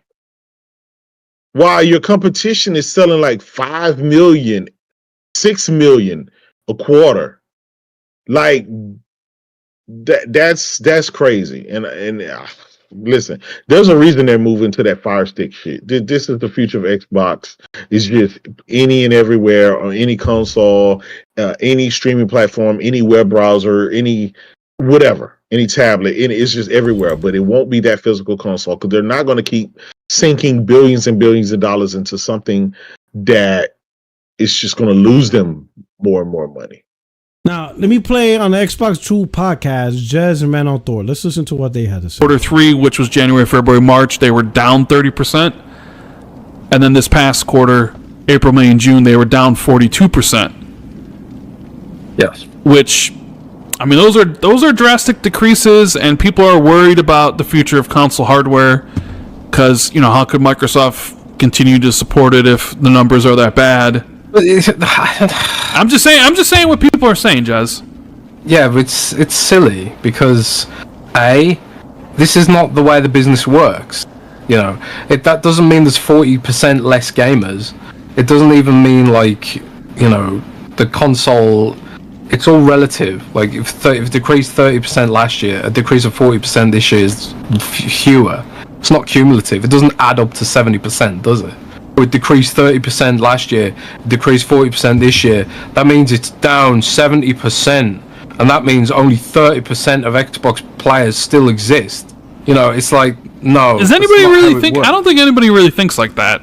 Yeah, people do think like that. People think like. I don't think so. They do. And if they didn't, they would understand it's not as dire as it sounds because the install space is bigger than ever, and there's people playing on Xbox One still. You don't need to move people from Xbox One to make money. That's the way the industry is now. And this whole sort of idea that Xbox is doomed because they haven't upgraded people from Xbox One fast enough is asinine, frankly. That the Xbox install base is bigger than it's ever been, and I'm talking specifically about console. It's bigger than the 360 era, and people are like, "Oh, 360 was so much bigger than Xbox One, Xbox Series S." No, it's just a lie. It's just fake news, not true. Satya Nadella described to the SEC repeatedly their install base is bigger than it's ever been on console, bigger than ever, more profitable than ever, more revenue than ever. Even without ABK. No, not even close. He's in denial. Yeah, he's in denial. So not even close because Matt Piscatella on MPD said time aligned, the series platform is behind the 360. So that means if you take 360 when it first launched, which was November 2005, and then the Xbox One X launched in November of 2013. And then you put the Series X and S November 2020. So you line them all up November. And then you track it, right? For a while, Xbox Series was ahead, but because of the year-over decline, the other two started surpassing it to the point where now like at this point, there were more 360 players in the United States right now at this point. Yes. With the years the 360 be now, day for day, line to line, you have more Xbox 360 players than the current fan base, right? Yeah. I don't know if Jazz was upset at what's going on or he's just tired of it. Yeah, he was upset. But his thing does not make sense. He says it's just not how business works. No, it is how business works. All right. Yeah. Now, for those of you who got confused with what Jez was doing, he looked at it the wrong way. Look at it this way, and I'm gonna simplify it. Let's assume 2021, which was probably Xbox's biggest year of console sales, but let's make up a number. Yeah. Let's say in 2021 they sold 5 million consoles, right? Okay. Mm-hmm. But then 2022 comes, they sold 50% less. What that means is in 2022, they only sold 2.5 million consoles. Yeah. When they should be selling more than 5. The trajectory should be going up. You don't go from selling 5 million consoles in 2021. Again, I'm just making up numbers so that way people understand the method to the madness. You don't go from manufacturing 5 million consoles and then you're thinking, damn, we sold 5 million consoles. Let's bump it up to 6 or 7. So you bump it up, but now you end up selling 2.5. Because your numbers dramatically dropped by 50%. So hold up. So 2022, you're down to 2.5 million, right? That's where you're at, right? 2.5 million. Now 2023, you drop another 50%. Less than that. Right? You drop another 50%. So that means you only sold 1.25, 1,250,000 consoles in 2023. And you're like, holy shit. Now, if 2024, which is, once again, averaging 50% drop, if 2024 ends with another 50% drop, that means you only sold 625,000 consoles in 2024. And Amy Hood said, said that they're projecting another loss. Yes. Coming up for the next So what Jess has to understand that each year you're getting closer and closer to zero, closer to nobody buying it. Every single year you have less and less consoles being bought. So you have to ask yourself, right? Why the fuck are we making this? Year over year, we are selling dramatically less consoles. We're not increasing. It's supposed to be an upside down pyramid. It's supposed to be going up. Sure, at a certain point, is really console gaming is like a diamond. You start out at the bottom, right? And then you slowly build up this fat boy. Then you peak. And now between your 5th, 6th, 7 years, you're selling a lot, but it's getting back to slimming down because at a certain point, the new generation begins. You know? So 2020 is the tip of the diamond on the bottom. 2021, 2022, 23, 24, 25, whatever. Then once you go into 2027, 2028, 2029, the new gen started, but you still have a little residual console sales, but that's the tip of the diamond at the top. That's how it works. Microsoft went like this, all right, 2021, and woo! They're already closing that diamond off. And it's 2024.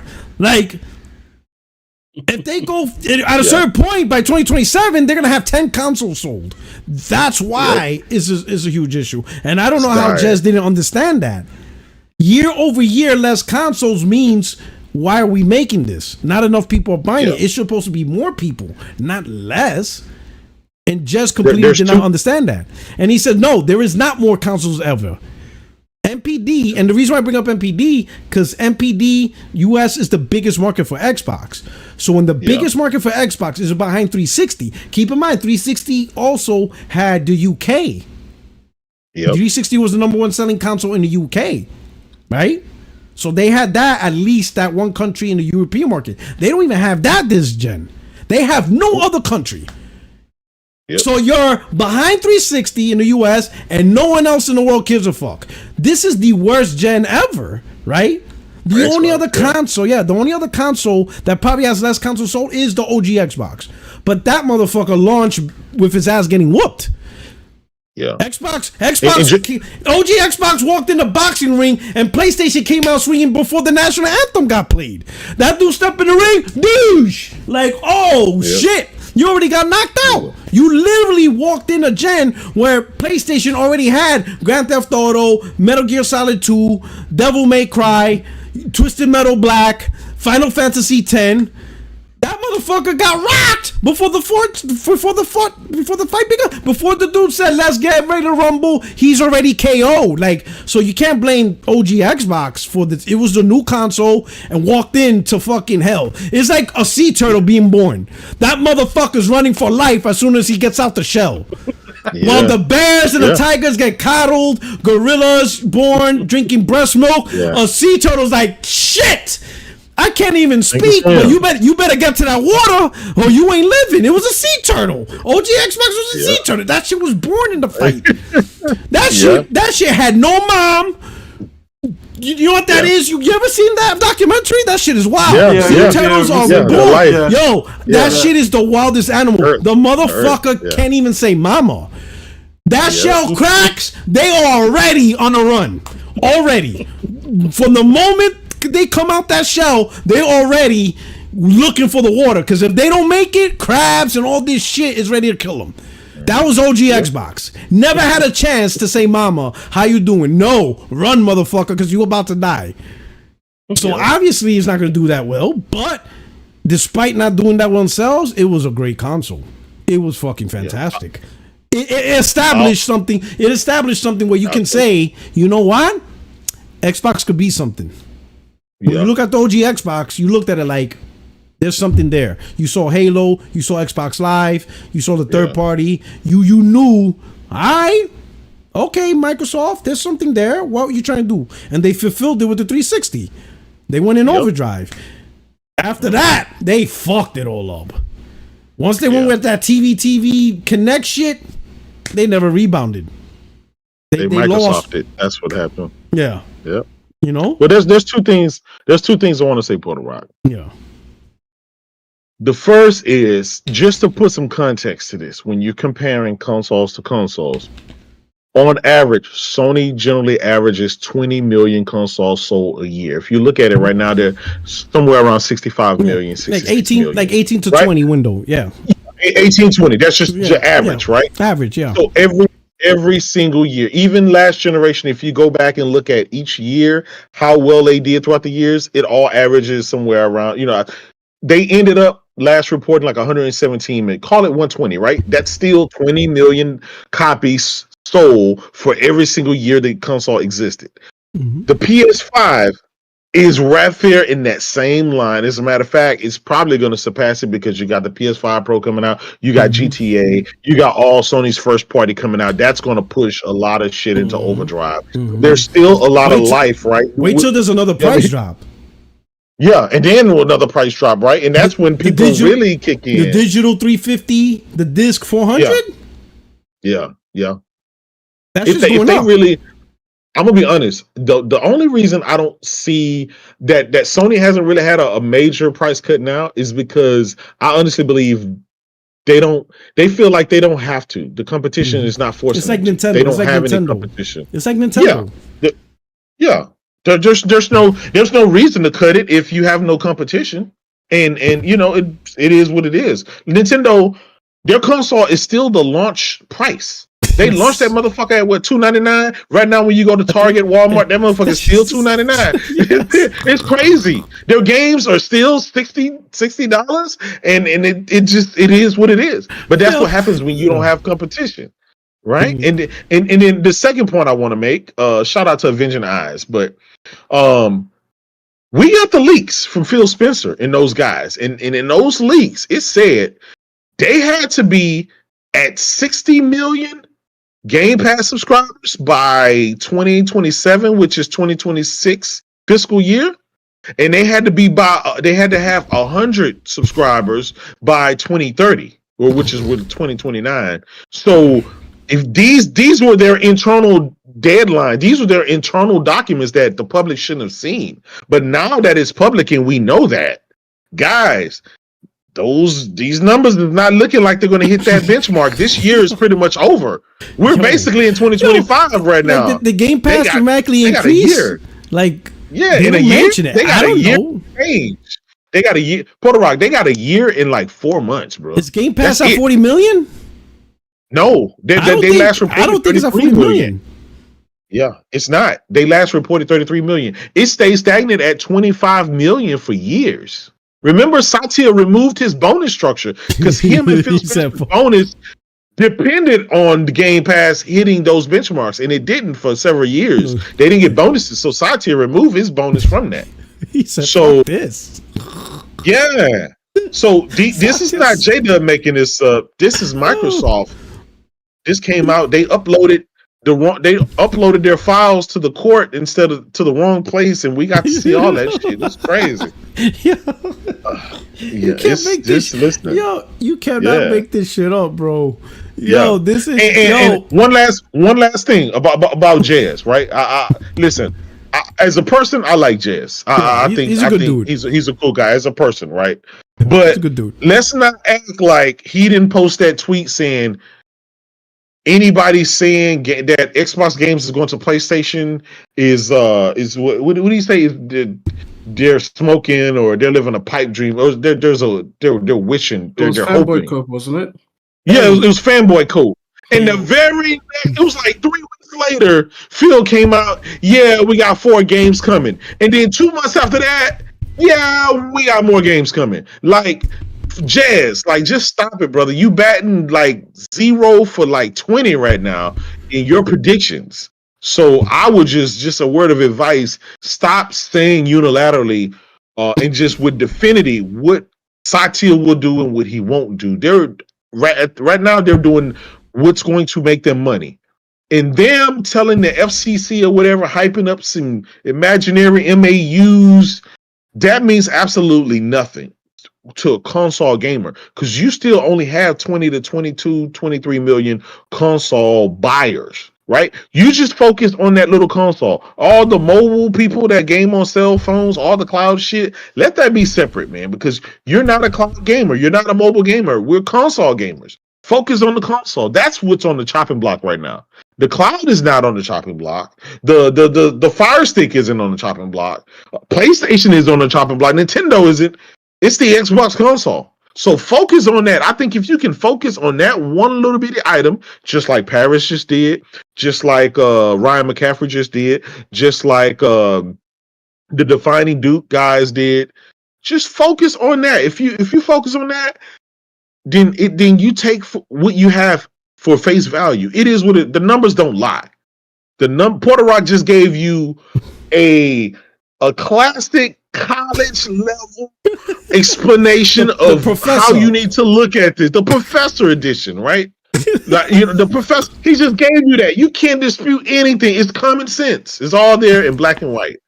Now, it's up to you to accept that, or you can just be in denial and just call it what it is. 500 MAUs.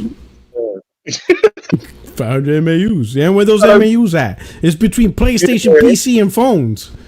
It sure as hell ain't your console.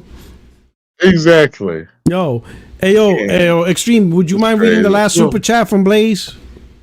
No, I actually do mind. No, we gotta read that. I really am. No, you gotta read that. It's for the chat, man.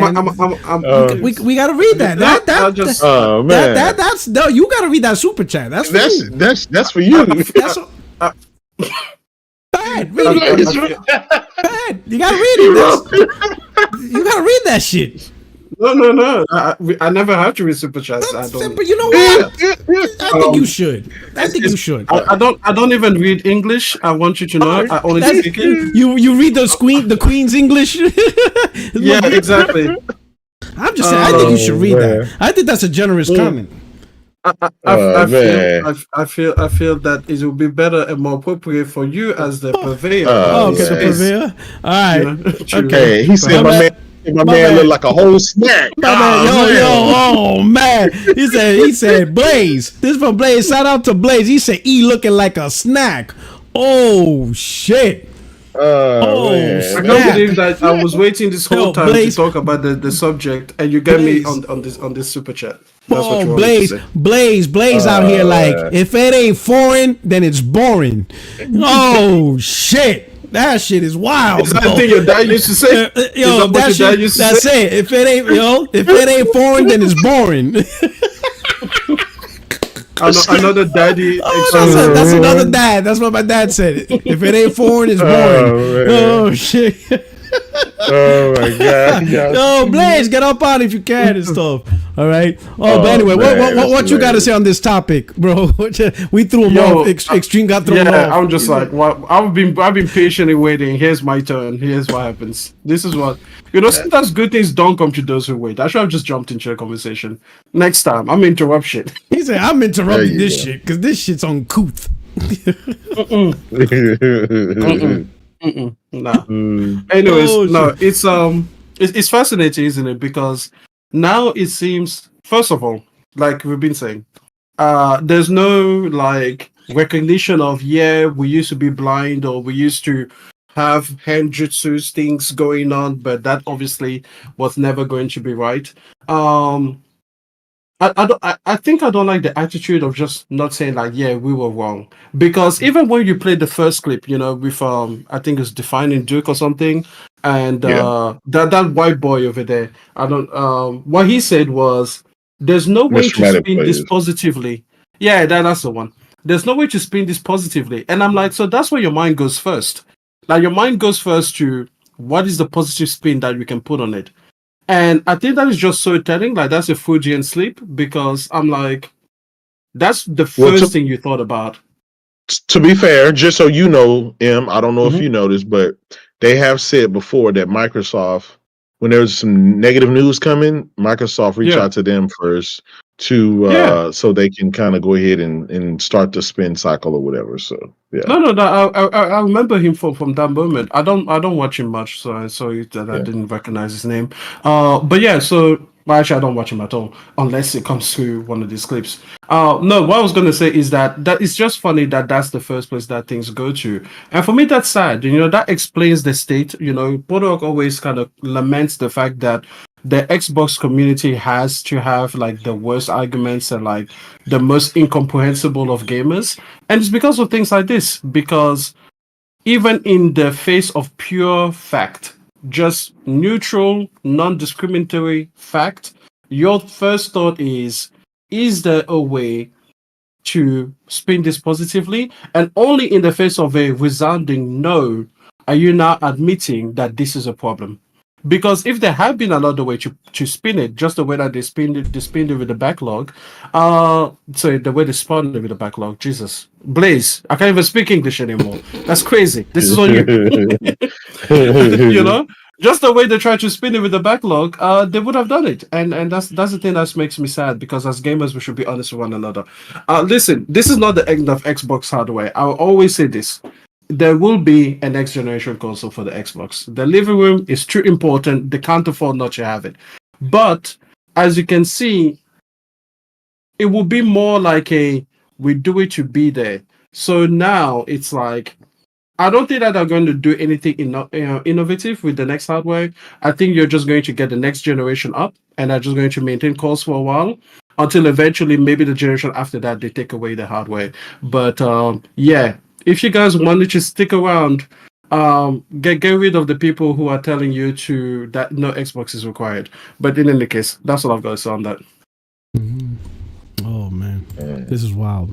That super chat's wild. All this comments wild. Everybody's copying our steelos, our talking points. Man, this shit, we should have marketing rights. Like we should get 10%. They're literally copying every shit we said the last 2 years, and now they're taking credit. This is some bullshit. I'm suing. They took away from Doc Dark saying, when a man shows you who he is. That's whoa, listen. That's a Doc Dark original, bro. Yeah, here looking like a snack according to Blaze. Oh shit.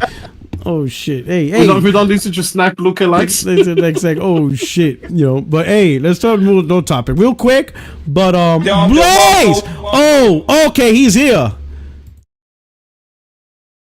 Hey yo, is he here? Is the mic up? The mic up? Sony baby. Is his mic up? Who knows? But he's here.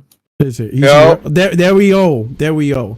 Blaze, welcome. Blaze, you hear me? Yeah.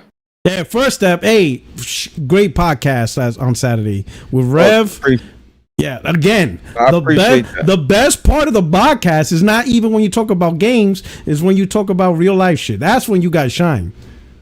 When you guys talk about weightlifting, when you talked about the Olympics, when you talked about now the dick eater part, I would like, listen, you could have said anything else. You could have said carpet muncher. I seen your text message. I just was pissed off.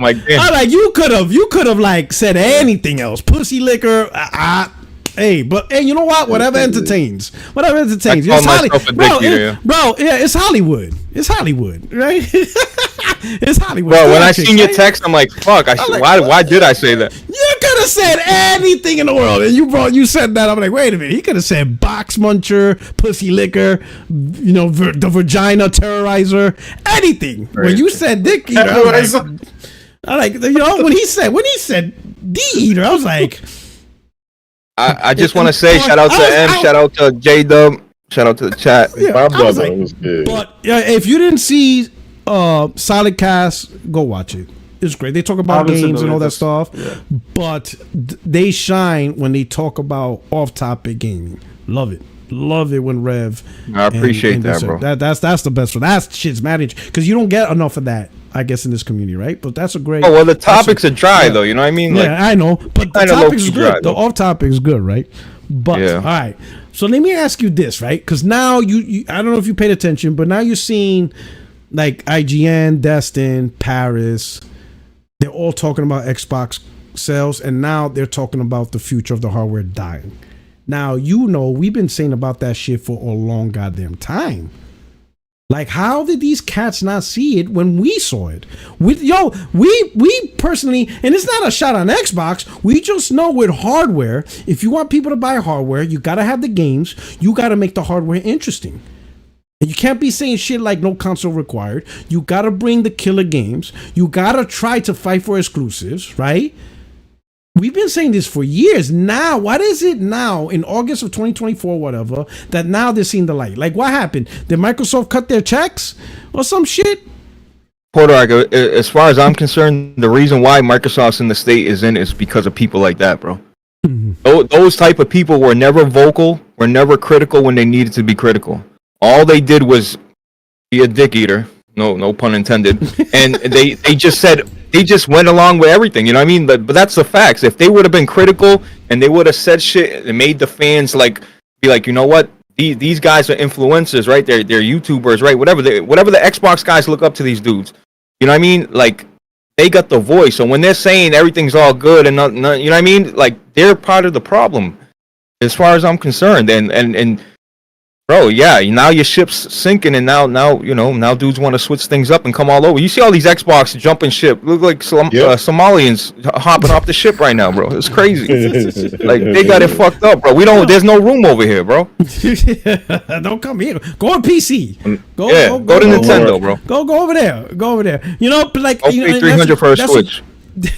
That's a good question. That's a good comment, right? Because if I was in their shoes, right, and I had Phil, there will be so many questions they didn't even dare to ask that I would have asked. Even something as simple as, "Hey Phil, I play on an Xbox console," and he would be like, "Yeah, you know, and I have Game Pass." And he's like, "Yep. I got a question for you. PC Game Pass, which is cheaper than console, just got Death Stranding. What do I get since I pay more?" I would make him answer that question. Granted, he could say, "Well, you know, it's a Sony deal." Got it, cool.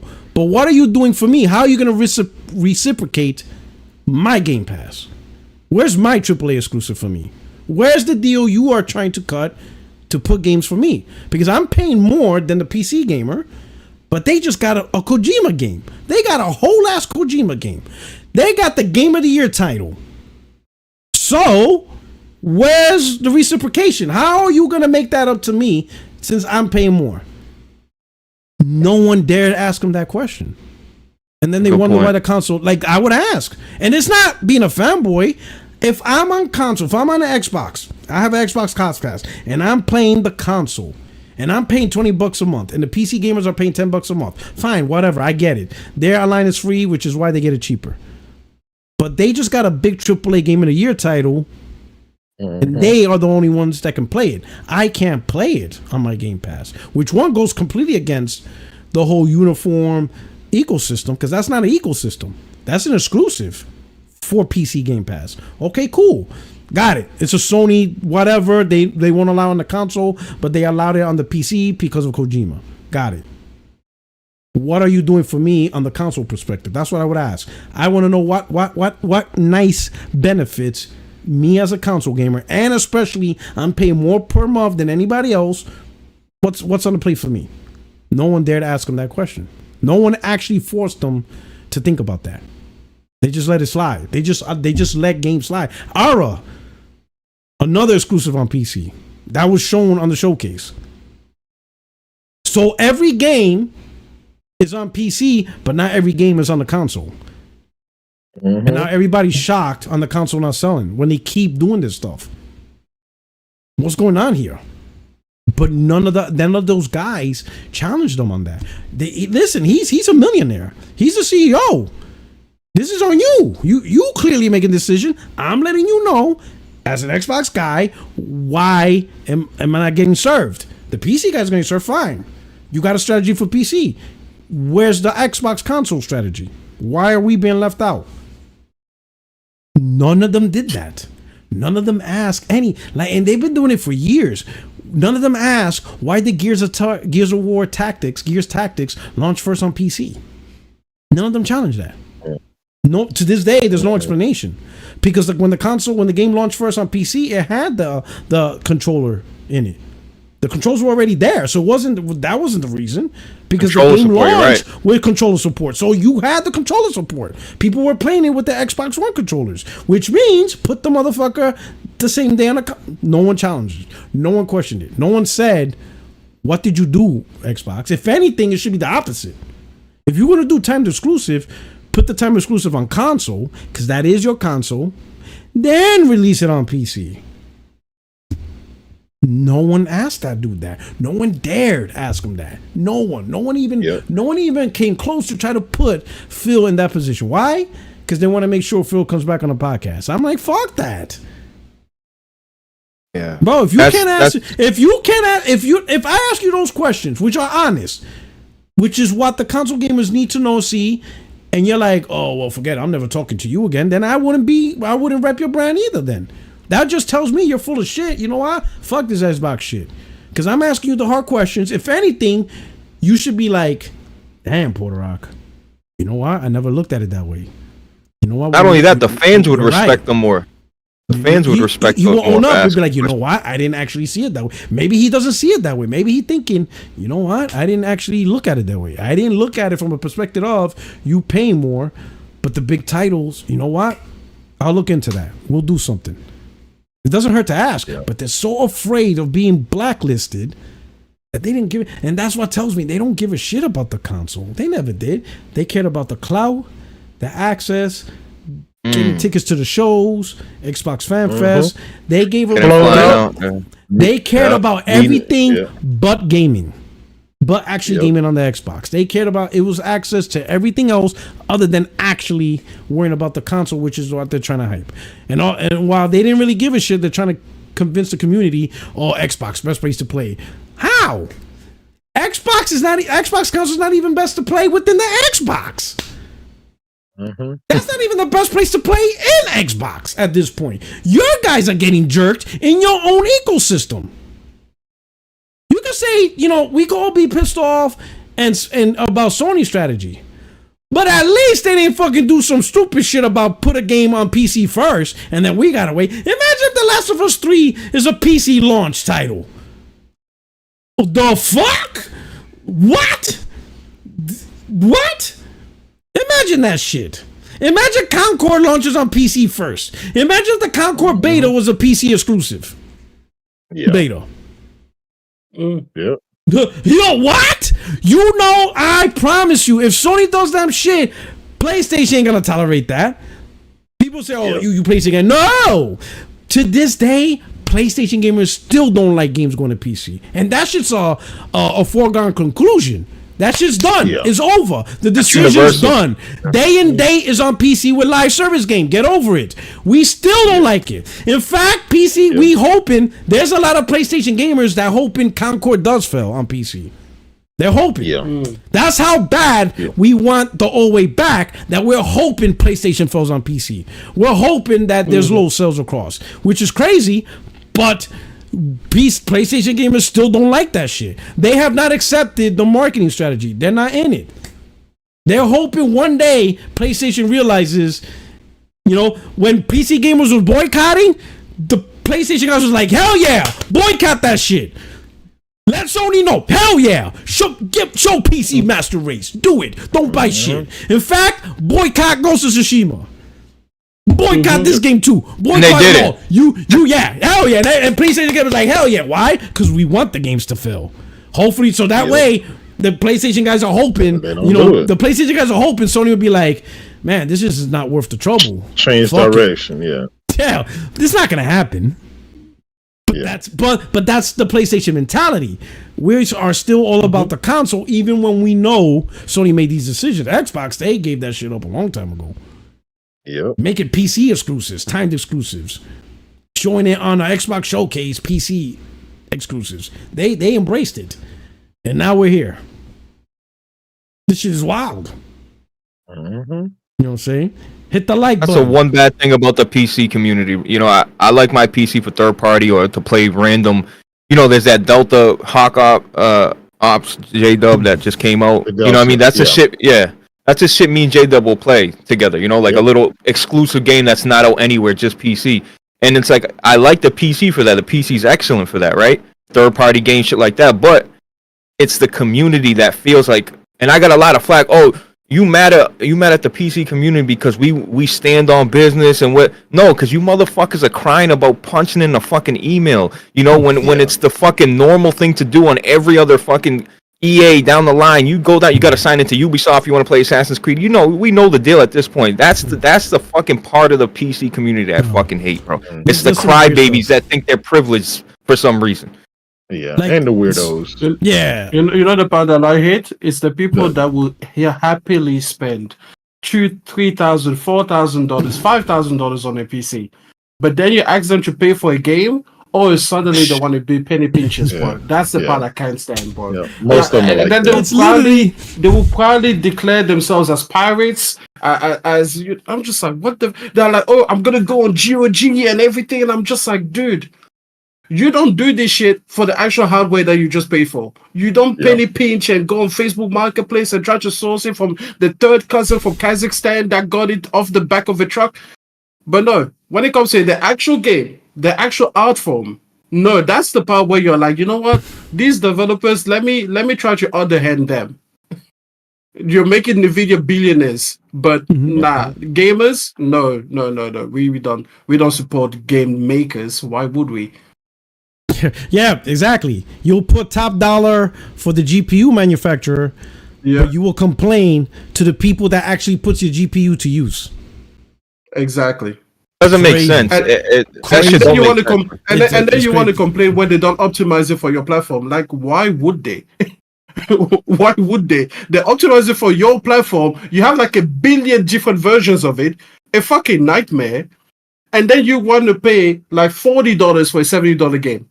Or you want to say, I'm going to pirate it then. Like, it's just terrorism. Like, either you give it to me for an unsustainable price, or I'll just steal it outright. That's what I will do. And you proudly declare it on the internet. And then you're like, oh, why isn't this thing optimized? Why is it just a console version ported over? It's like, bro, because you don't pay for optimization. You should pay more money on PC. Are you kidding? You have 1 billion different versions of it. Yep. And, bro. That's the thing I can't say about PC gamers, man. Oh, this is wild, yo. Also the weirder ones are the ones. It's like, I got it, PC great platform, whatever. But the weird ones, and you can tell this serious. The anime profile pictures. Yeah, and they treat all of them buying a PC as if they got. Yeah, so they treat buying a PC as if they earned a master's or doctorates. Yeah. Those are the ones. Like they identify getting a PC with succeeding in life. Those are the real ones. Like when I see those comments, I'm like this guy's really proud on buying a PC, and they feel like they achieve a certain stature over buying. I'm like, when I see the comments, I'm like, look, I know. And then the weird shame games that play. Like if you buy your PC from like Walmart, they'd be like, "You bought a Walmart PC? They're so weird. You bought a pre-built." They rant on people for buying pre-builts, bro. It's like, what do you care? Yeah. You built it or someone else built it. Oh my god, that's even funnier. I seen content creators that say you're not a real PC gamer if you bought it pre-built. You have to build it yourself. I'm like, I'll tell you this. What the fuck is you talking about? I've built, as a professional, I've built so many PCs. After honestly, for your personal stuff, after you build 1 or 2, you just want a fucking game. And if you get a good deal on a pre-build where you can just go and like fucking, I'm podcasting right now on a Alienware M18, right, with a 4090 on it and an i9, right. And my main is an Alienware with a fucking 4090 and it's the same specs, right? So whether it's a laptop or desktop, same specs.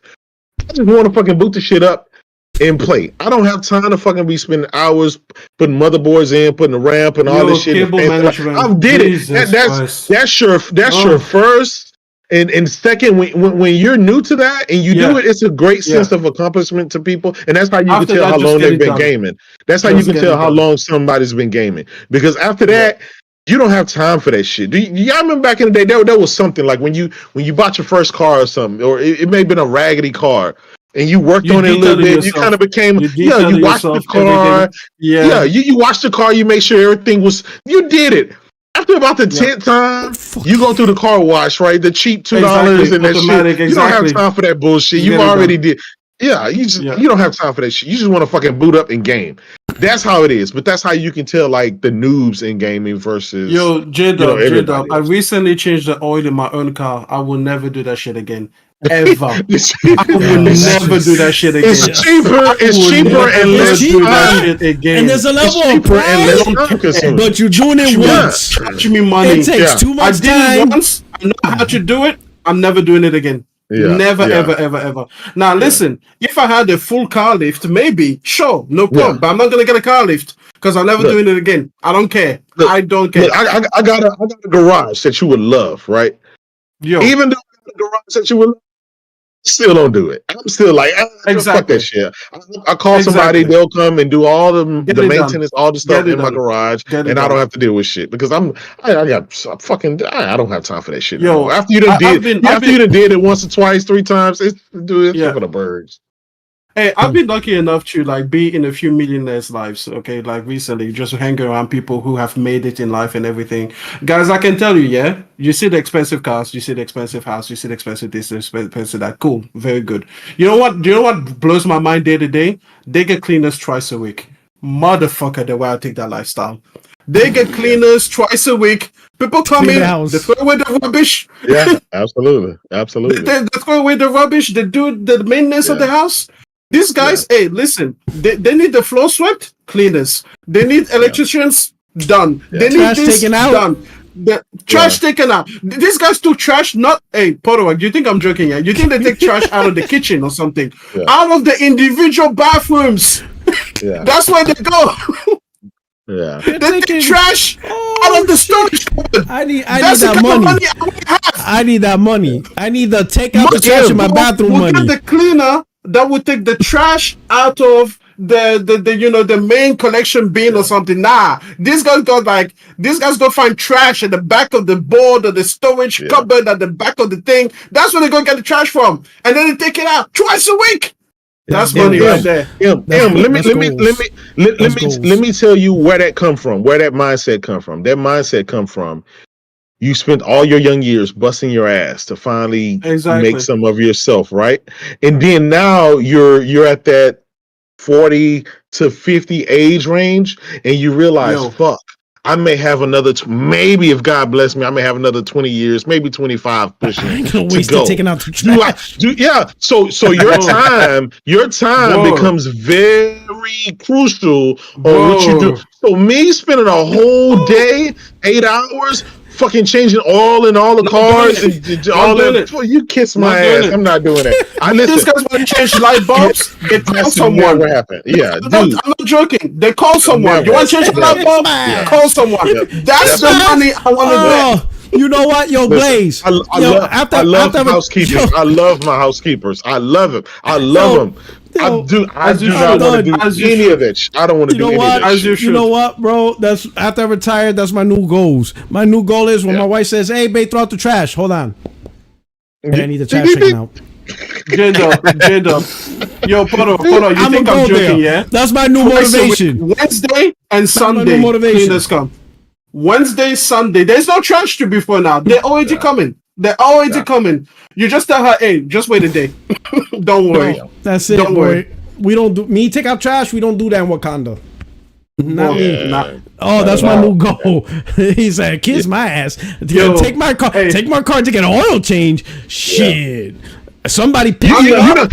You know, changing oil. Yeah, changing oil and tires and stuff used to be a macho thing for women. That's how a guy can show. Yeah. After you do that, it's like, motherfucking call. You know, what's the name company? They'll be there in 10 fucking minutes. They'll do it. I don't. I'm going to go and get dirty. I'm going to ruin my shirt. I'm going to ruin my shoes and my slacks or whatever. I don't have time for this shit. Ruin your mood. Oh shit! Listen. Yeah. Oh shit! Listen, guys, I can tell you way more than the cars, way more than the expensive flights and everything that I know that they get. I see that they get. I see everything. But I'm just like, that's the shit I want, man. It's the cleaners. The other day, wife left, got the car detailed.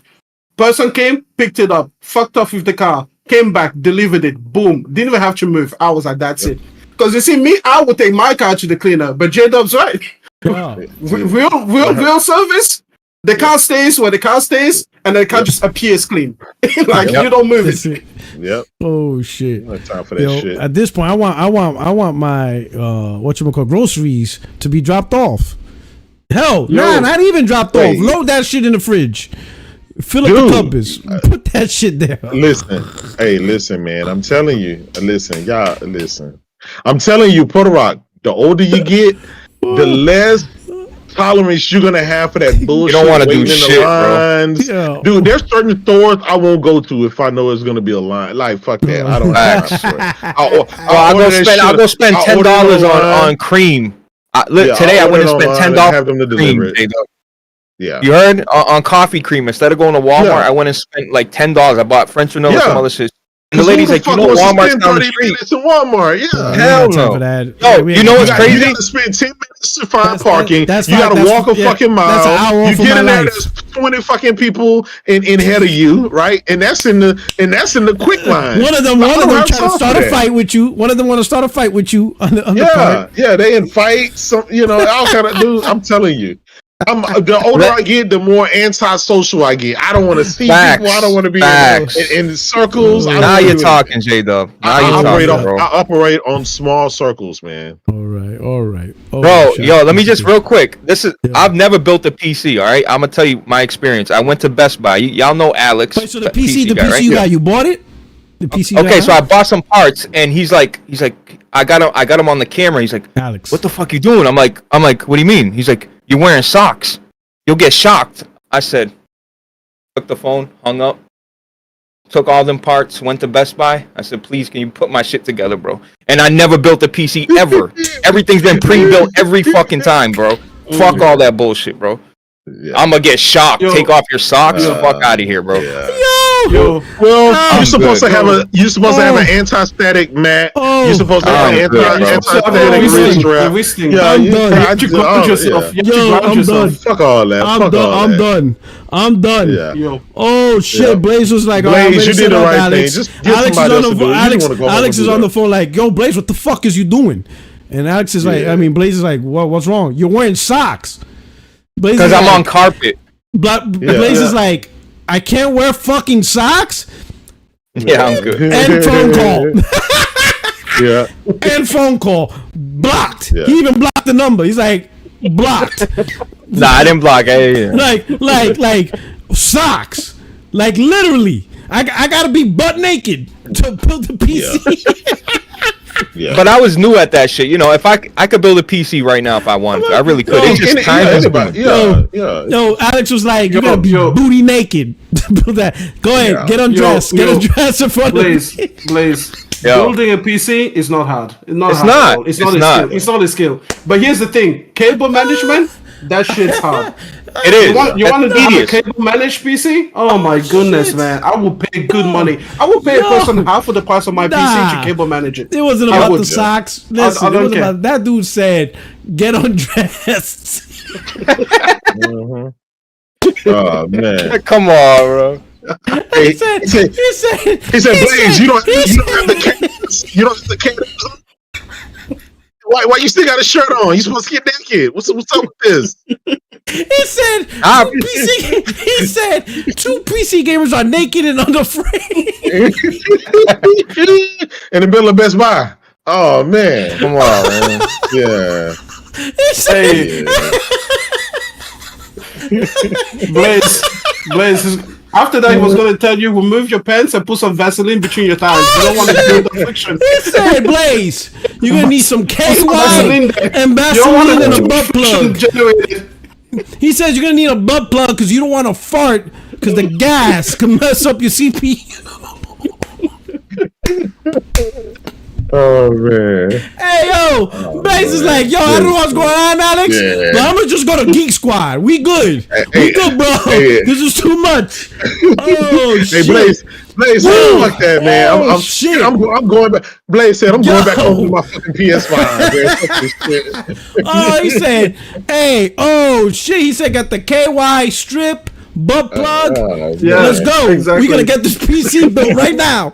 Let's go. We're gonna get this shit cracking. Shit, bro. Yo, my man. Yo, Blaze said, boop. We gonna Geek Squad. Put this shit together, bro. Bro, and then they roast you for that. You going to Best Buy? Like, bro, I don't give a fuck. I don't care who builds it. Just build it for me. I don't give a fuck, bro. No, they say if you don't go to Micro Center, if you don't go to Altex or some shit, bro, it's a bunch of weirdo shit. The moment Alex said strip, you got a badass PC. It works. It gets the job done. Move on with fucking life. You got J-Dub, we got better PCs than, no offense, 95% of the community. PC gamers. Yeah. Exactly. But y'all didn't do it. But y'all weren't. We didn't do it naked, though. We didn't do it naked, though. Y'all ain't real PC gamers. Real PC gamers are butt naked. I might have been naked when I ordered it on my iPhone. You know, ordered it on the website. Oh shit! Yeah. He said 4KY. He said Blaze 4KY. Blaze 4KY. Fire. Oh, that was shit, fire. That was good. Blaze 4KY. That was fire. That was good. That shit is wow. But that dude said you wearing clothes.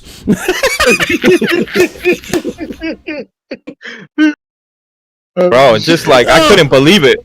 I thought he was dead ass. I'm like, are you serious? He's like, yeah. I'm like, oh, all right. No, but he's dead ass because you can. Oh no, you can. Yeah. He said, "Oh, you serious? Yeah, end call. We're done with this." Shit. No. Oh, this is crazy, bro. All right, let's talk real quick. Blake, what happened with my PC? I had to be in the garage because I've got carpet on my bedrooms too. No shit. Yeah. No, but I looked this shit up. And he's not lying. It's just, like, bro, I don't, like, because now I'm nervous. I'm like, man, I'm not, come on, bro, get me out of here. You gotta wear the static wristbands. Anti-static wristbands and ground yourself. It's extremely rare, but it happens sometime to, you know. Oh, shit. This is crazy. As long as you fucking touch the chassis. As long as you touch the chassis to just hit the like button, bro. Yo, hit the like button if you built your PC butt naked. Yo, who here unboxed their PS5 butt naked? Oh man! Oh, you talking about? I had a fucking tuxedo on when I first got my PS5. My man flossed. I was looking like the penguin. I had the white glove, the Major Nelson white gloves when I was unboxing it. You know what else is funny, Puerto Rock? They'll say, "Oh, but y'all will disconnect your PS5 and install an SSD, but you guys got a problem." It's like, bro, don't even compare putting an SSD. Like one thing. It's one screw. Yeah. Come on, bro. Yeah. That's like one screw and you slap it in. But anyway, man. All right. Yeah. Next topic, real quick. So apparently Ubisoft is attempting launching their own specific Ubisoft cloud streaming. Right now, you can play Ubisoft games on Amazon Luna and stuff, but now they have their shout out to Cloud Dosage.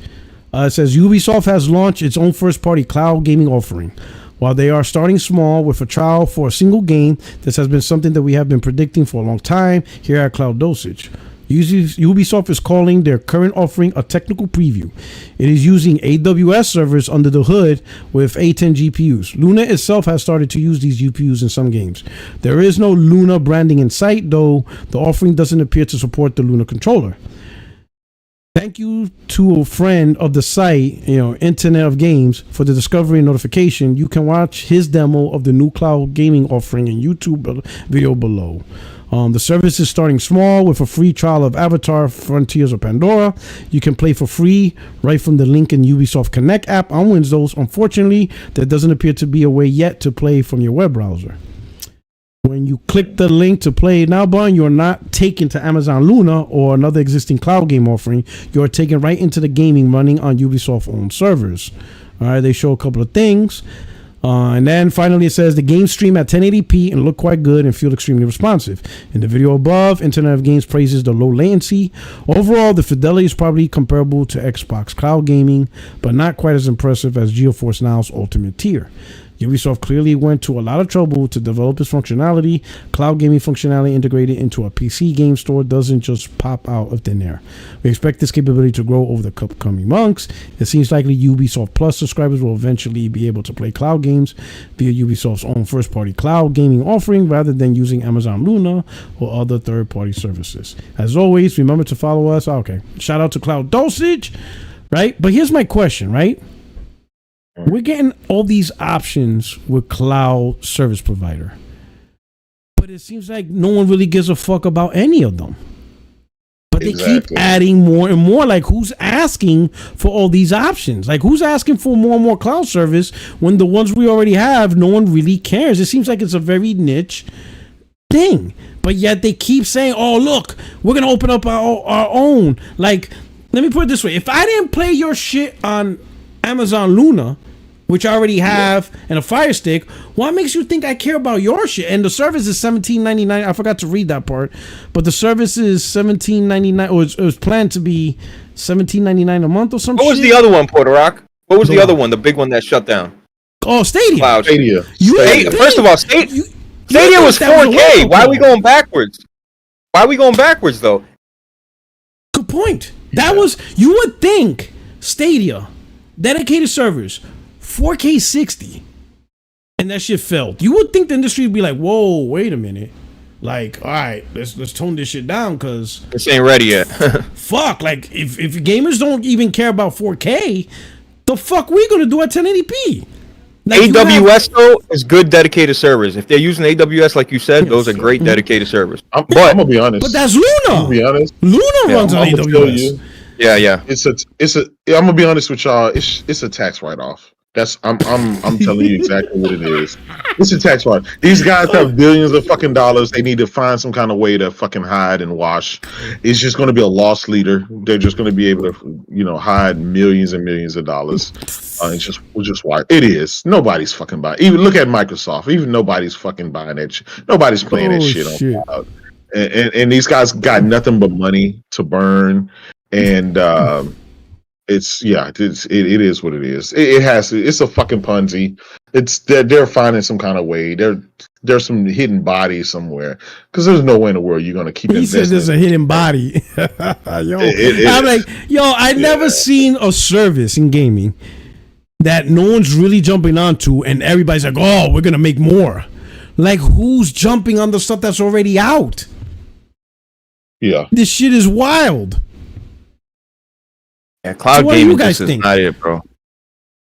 Like, I don't know about you, but I don't see this as something at best.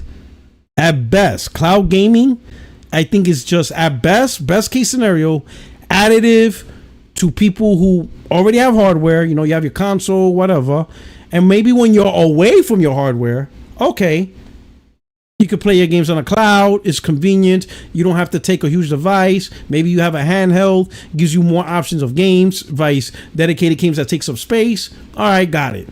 Additive. It's additive. When's this launching, Puerto Rock? They didn't mention when it's launching, but right now it's in pre-trial. Right now you could play Avatar for free, and it's free. Because Outlaws and shit. Listen, bro, this shit is. I'm telling you. Plus, you're stuck with Ubisoft games too. Like, why would I sign up for Ubisoft cloud gaming when there's other options that carry everything? It just doesn't make sense. Like Luna, it carries Ubisoft games plus other games. Don't make any sense to me.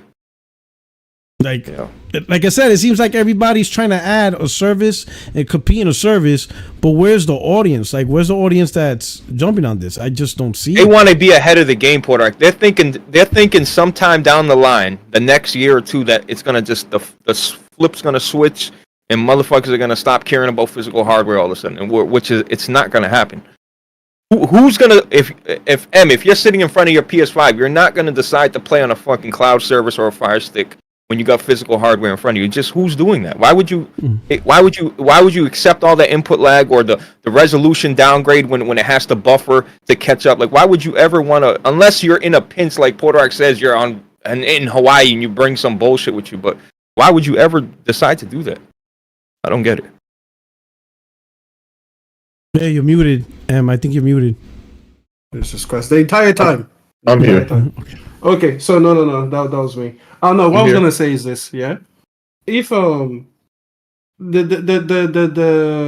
the detail, the use case scenario, extremely niche, extremely limited. Okay, nobody that actually wants to be gaming 10 hours a week or more is gonna, put up with cloud gaming or any version of that for a long period of time. Yeah, maybe you'll do it for like the first day to like get like, am I interested in these games or whatever? But eventually you're gonna convert your real hardware. Don't care if it's a PC, a console, a handheld, whatever it is. You're gonna want that native hardware. For companies though, besides what JW just said, which is absolutely true, I think that especially for Microsoft, it was a way to shop around, and Microsoft and Amazon, those are ways to shop around their web services. Because if you think about it, from a technological perspective, gaming stresses their servers almost like nothing else. So if you're going to say to someone like, hey, listen, your company should work with us. All of those like Zoom live streams and all those things where you've got to have like meetings face to face and everything. Yeah. You've got to make sure that the data pipeline is like robust and secure and all of these things. Look, we host games. These are the challenges that we have to do. It has to be within this amount of ping. By comparison, your video conference is like 5 times as easier. So if we can do this, we can definitely do that. And that's where they're going to go make their money. They're not going to make the money with us, but we'll be like the lab testing tool to prove, we'll be the proving ground to be like, yeah, we can handle this data, we can handle these streams, and then they'll go shop into like networks like Netflix's and other things for like live concerts and everything. Because if you can do a gaming live, especially if you can do like multiplayer gaming live from a stream, dude, you can put Taylor Swift concert. It's fine. People have like a 2 millisecond latency. They'll feel like they're right there. Then you sell it to, Ticketek or whatever else you go, and then that's it. They'll make their real money there. It just doesn't make sense for actual gamers, to be using this technology en masse to the point where they make money from us. So I think we are just a proving ground. I think it's just like, look, 10 gamers are satisfied because they use it. Cool. But that also means we have the capacity to handle your thing, because compared to gaming, your thing is like a bitch ass thing we can just handle easily. So that's it. I think that's the angle. I'm telling you, these suits are looking at these statistics and they're like, I don't know, like you said, Portarak, somebody is telling these companies to continue, like whether it's a tax write-off or not, but somebody's telling these people to, hey, push out cloud gaming. Like they're seeing that. I don't know where they're getting these numbers from, like, but I don't understand why they think it's a good idea when we've had proven companies that were excellent. Like, listen, Stadia, I hate cloud gaming, but I'll say out of all of them, with GeForce and Stadia are pretty good. Like, I mean, like they're not bad. Yeah, but I'm sensitive to input lag. They were the best examples. Right. And it's just like, I just don't understand. Like, I think they're just trying to get ahead of the curve. They think, we're tired of this shit where, we don't want physical games anymore. I'm telling you, because I don't understand why you're doing something that's been a proven failure time and time again. Like, even GeForce Now, it's cool, but like, bro, I have 1,000 friends on this internet shit. I don't know anybody that uses GeForce Now on a daily basis. Yeah, I can't even think of one person. It's expensive. It's expensive. And you gotta wait. And you gotta buy your game. And you gotta buy your games. It's not like you subscribe like Game Pass and there's a bunch of games there. No, that you're basically just renting a cloud PC to play a game. Right, you still gotta buy your game. Yeah, you still gotta buy a game that's a full price game. You might as well just do remote play. You feel better saving that money and buying your fucking native PC. Go to do Blaze Day. Go to Best Buy. Buy your fucking PC. Come home, and you never have to spend another dime again. Right? No. You just buy your games if you want, or subscribe to Game Pass, or subscribe to Ubisoft, or whatever. It's and I don't know why people say it's the future. If it was like you pay $2, right? I would even say like $2 a month, and you really don't want to. You don't have the bread to spend, but you have good internet. Even with me, I'm like, nah, not for me, but hey, it's for some people. But when you can go and buy your Xbox or a PlayStation and play comparable, right? Something native for much cheaper. I just that it just fathoms me why somebody would want to play like that. Even though I had Google Stadia, it worked. Like the technology works. I'm not knocking the technology. What I'm knocking is the thought of playing with latency at an expensive rate, because it's like it's pretty expensive on a web browser. On a fucking web browser, and even if you do that, I see that. Like you have to queue to play it sometimes. If it's a popular game, you're gonna wait. It'll tell you you're 5 out of 120 or some shit. It'll crazy. Tell you. Yeah.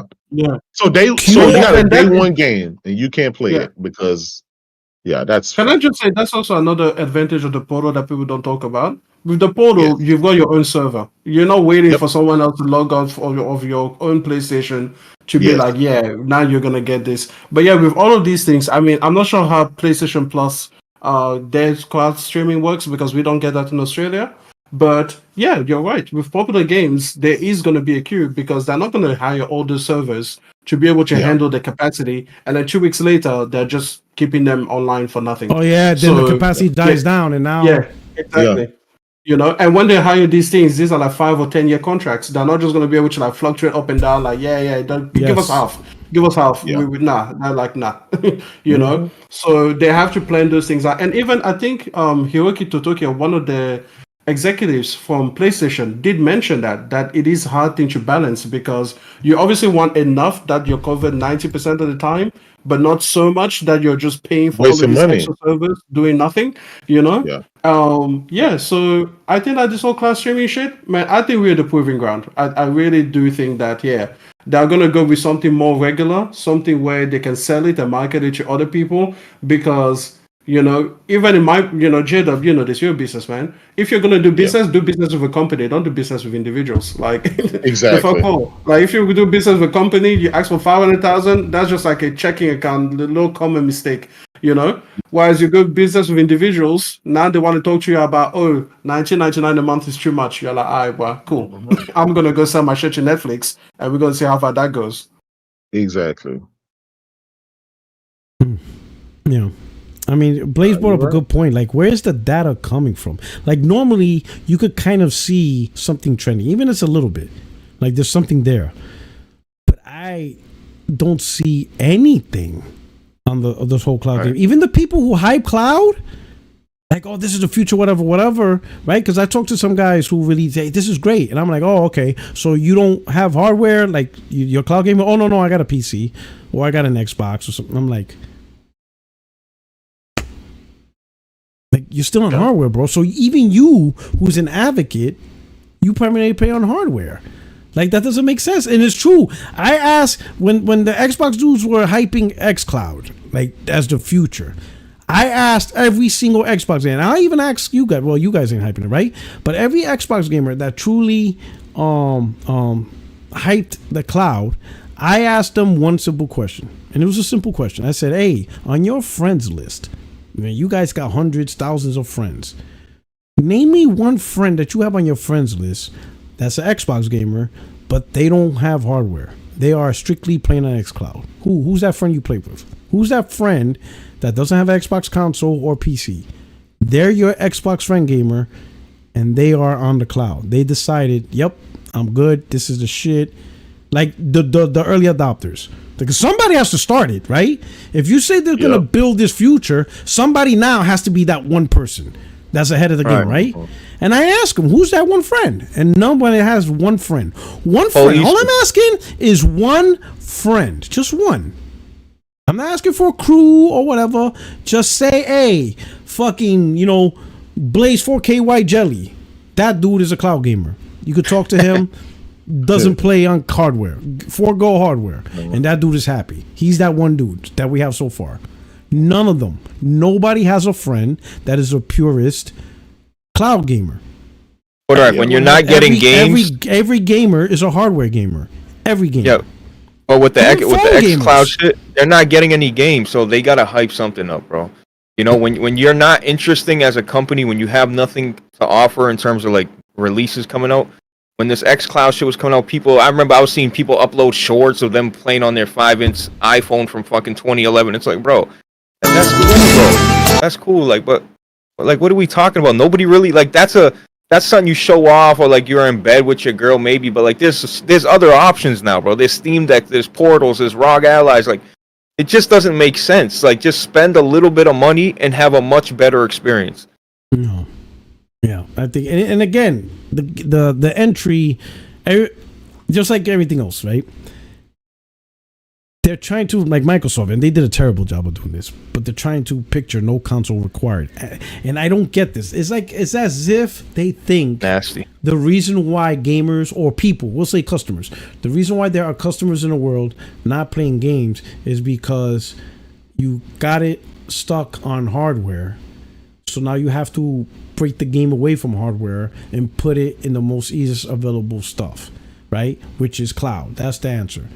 But I'm like, that's not how it works. No one has a problem buying something where they want to play. Like no one actually has a problem buying a console. No one really has that problem buying PC hardware. Because if they want to play the games, cool. I'll pay my $300, $400, $500, $600, whatever they want to do. Okay. The reason why those consumers are not on the console or on the PC because they don't like the game. And sometimes that's it. The answer is just simple.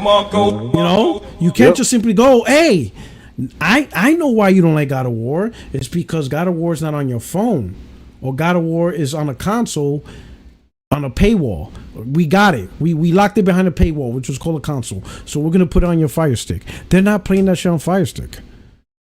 The reason why they're not playing God of War is because they don't want to play God of War at all.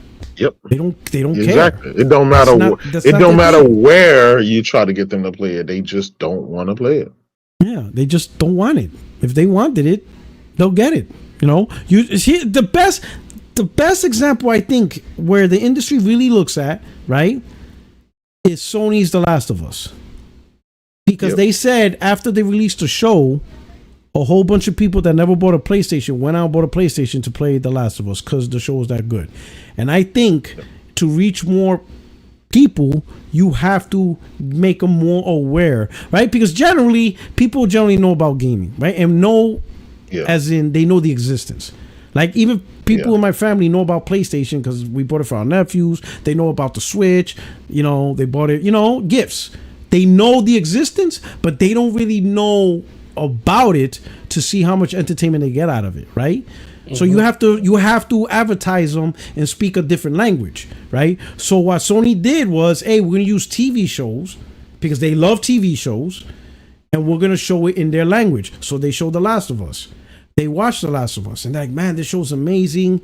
It's so intertwined. Wow, the character is amazing. Joel's amazing. And then people be like, that's a video game. You can actually play that character and actually do the stuff that they don't show you in the movies. Like what stuff? The actual fight, the actual killing, the actual steps and stuff that you go through. Yeah. And they're like, you know what?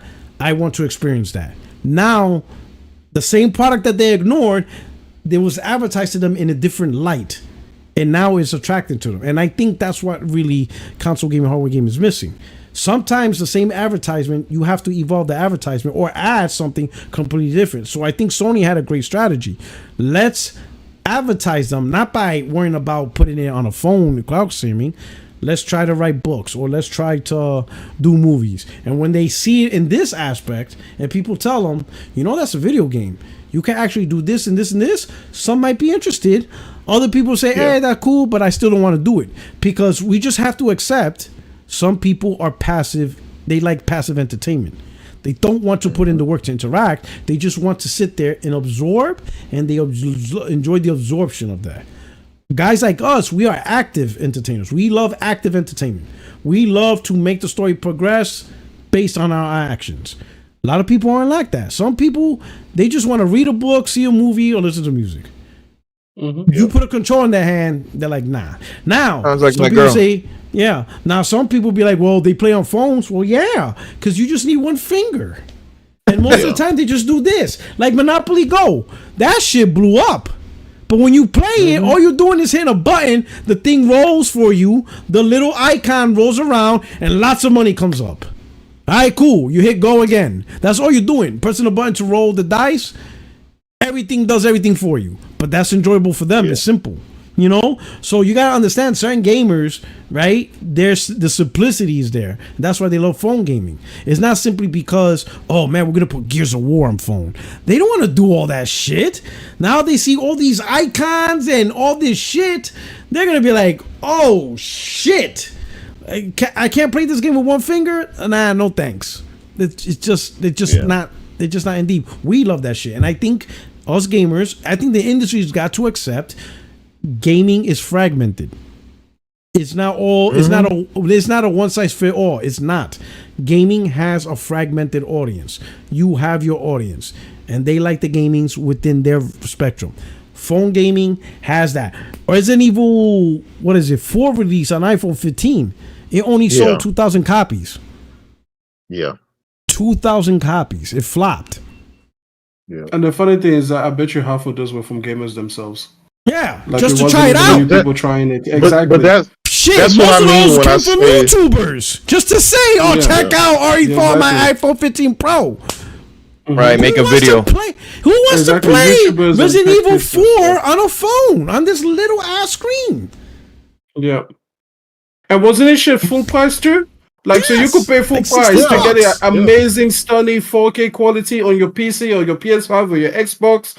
But no, you're going to pay full price to pay off of this on a platform that communicates with nothing else. Like, shit, you might as well pay it on xCloud. It's an OLED screen, though. They're playing on OLED. Like, fucking OLED, baby. Like, you're looking at the villagers like this. Mm-hmm. You got to zoom in to see shit. Like, come on now. That's not entertaining. That should be better on the Switch. Like, bro, like, what on earth? What on earth? Listen, you can't knock the hustle, but it's the people that are pretending that these are like good, smart. You know, when people are telling you that, it's all about cloud gaming and monthly active users and online streaming and everything, and I'm always like, that's come on. That's talking points from. That's the company's talking point.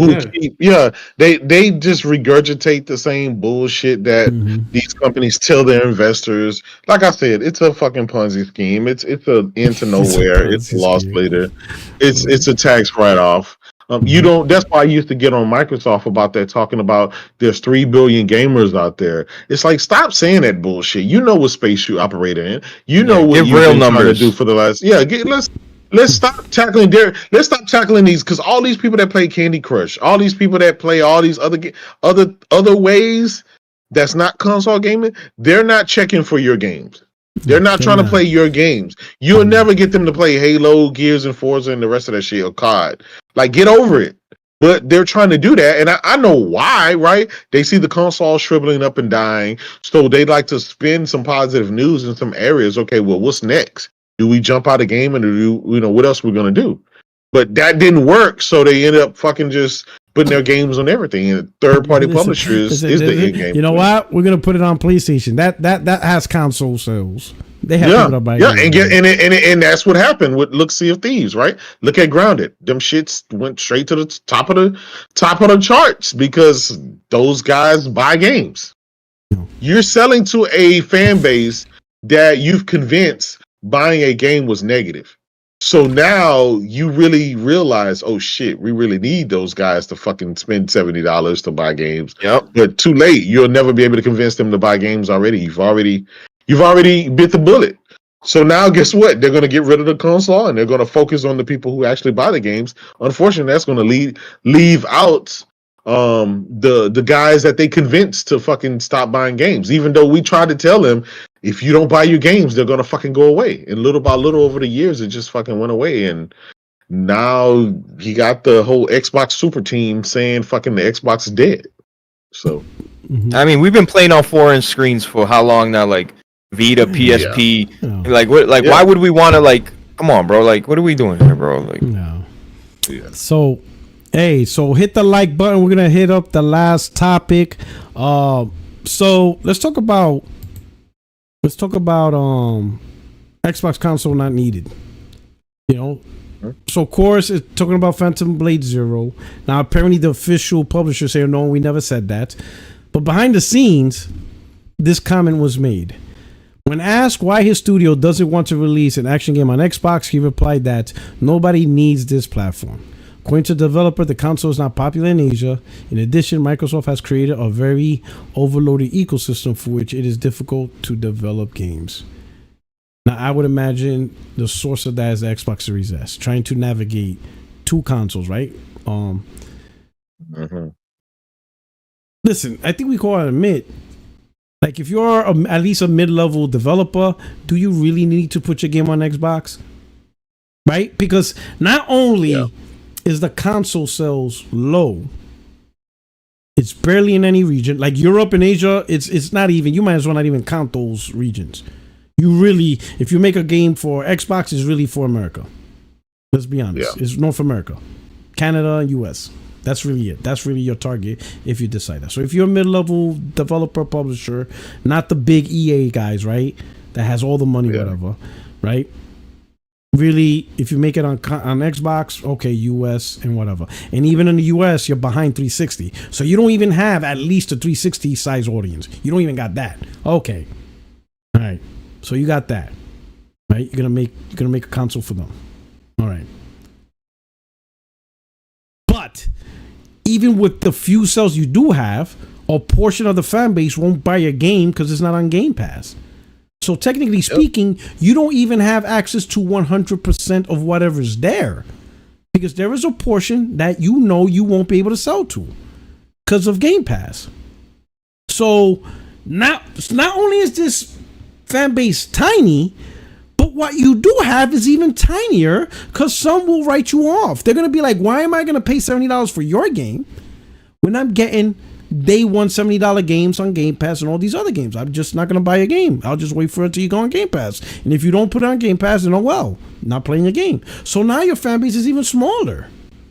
At this point, it's like, what's the point? What's the point for the developer? It's unless you put the game on Game Pass and cut a deal. Yeah, but maybe they do. Maybe they do cut a deal and they're not happy. Like, no, I feel like we can sell more. I hope more developers put their foot down and say, look, and this goes for PlayStation, bro. I'm good with these subscriptions. I want to own my shit, bro. I don't know how these motherfuckers be like, bro. I want to own my games, bro. I want to be able to go back to them whenever I want. I don't want to be, you know what I mean, bro? J-Dub and Puerto Rock, I guarantee you guys got at least 3-4 easily coming out of your pocket every month. Subscriptions. Just like, bro, I don't need that. I want to just buy my game that I like. That's it. Like, how hard is it? I think the number one thing people go throw out, do you got Netflix? Do you got Disney Plus? And I say yes. So what's the difference? The difference is I don't give a fuck about owning a Disney movie.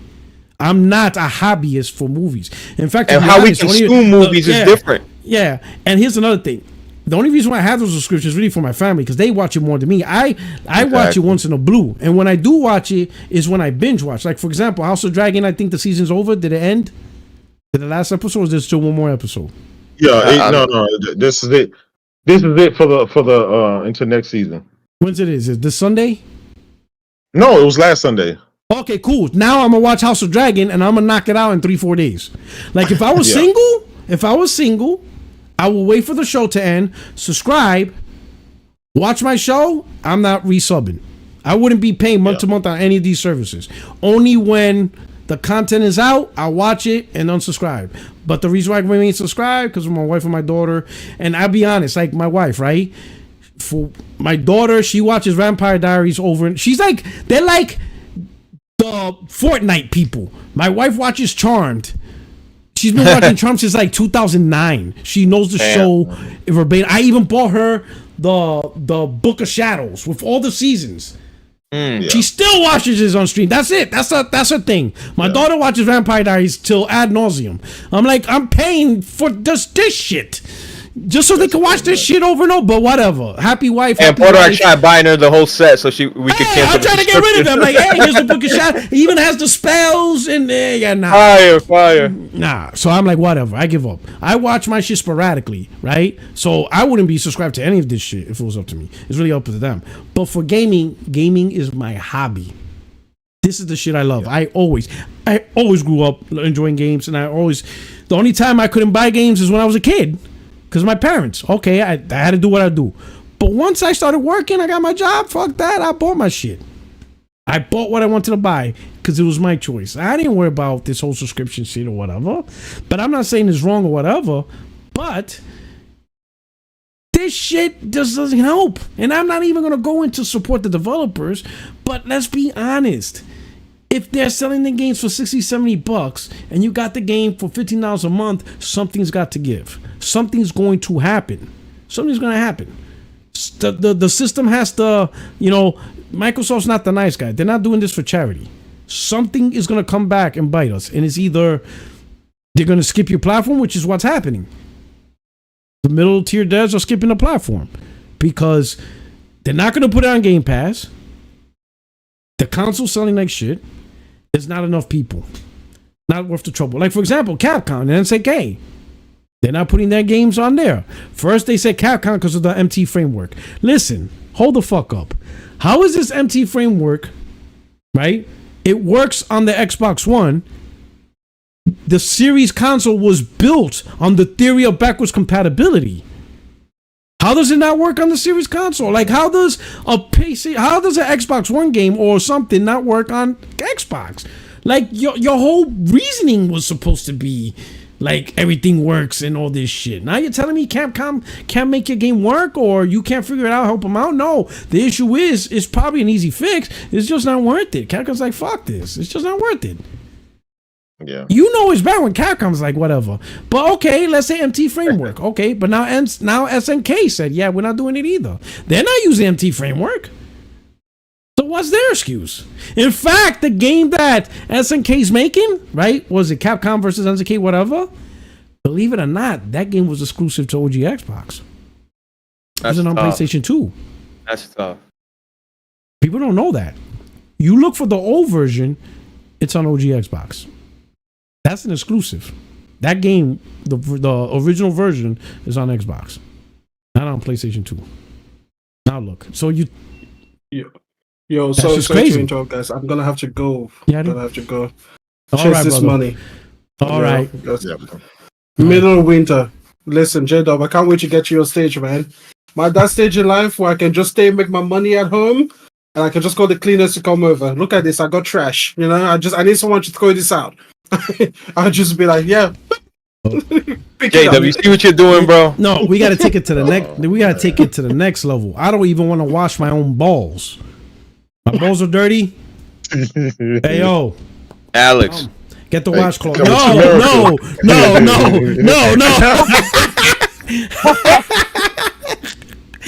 Big himbo. Don't leave no socks on. You're fired. Don't leave no socks on.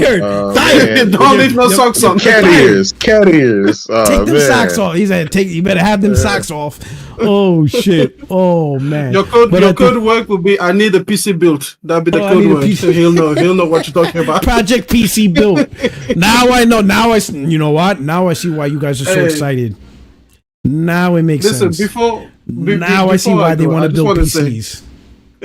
Nah, don't do that. Don't do that, Porter. No. Listen, the trick is out. We got it. Nah. Yo, J-Dub does rich shit. And listen, J-Dub is a freaky deaky. He's a rich man, bro. He's rich. Yeah, of course, as he should be. Yeah. And this is why I aspire to. I'm telling you. I thought, J-Dub, were you building your PC? You had those little masquerade masks, butt naked. The masquerade ball type shit. I had the Illuminati to watch me, man. Yeah, he had those hood and the mask with the long nose.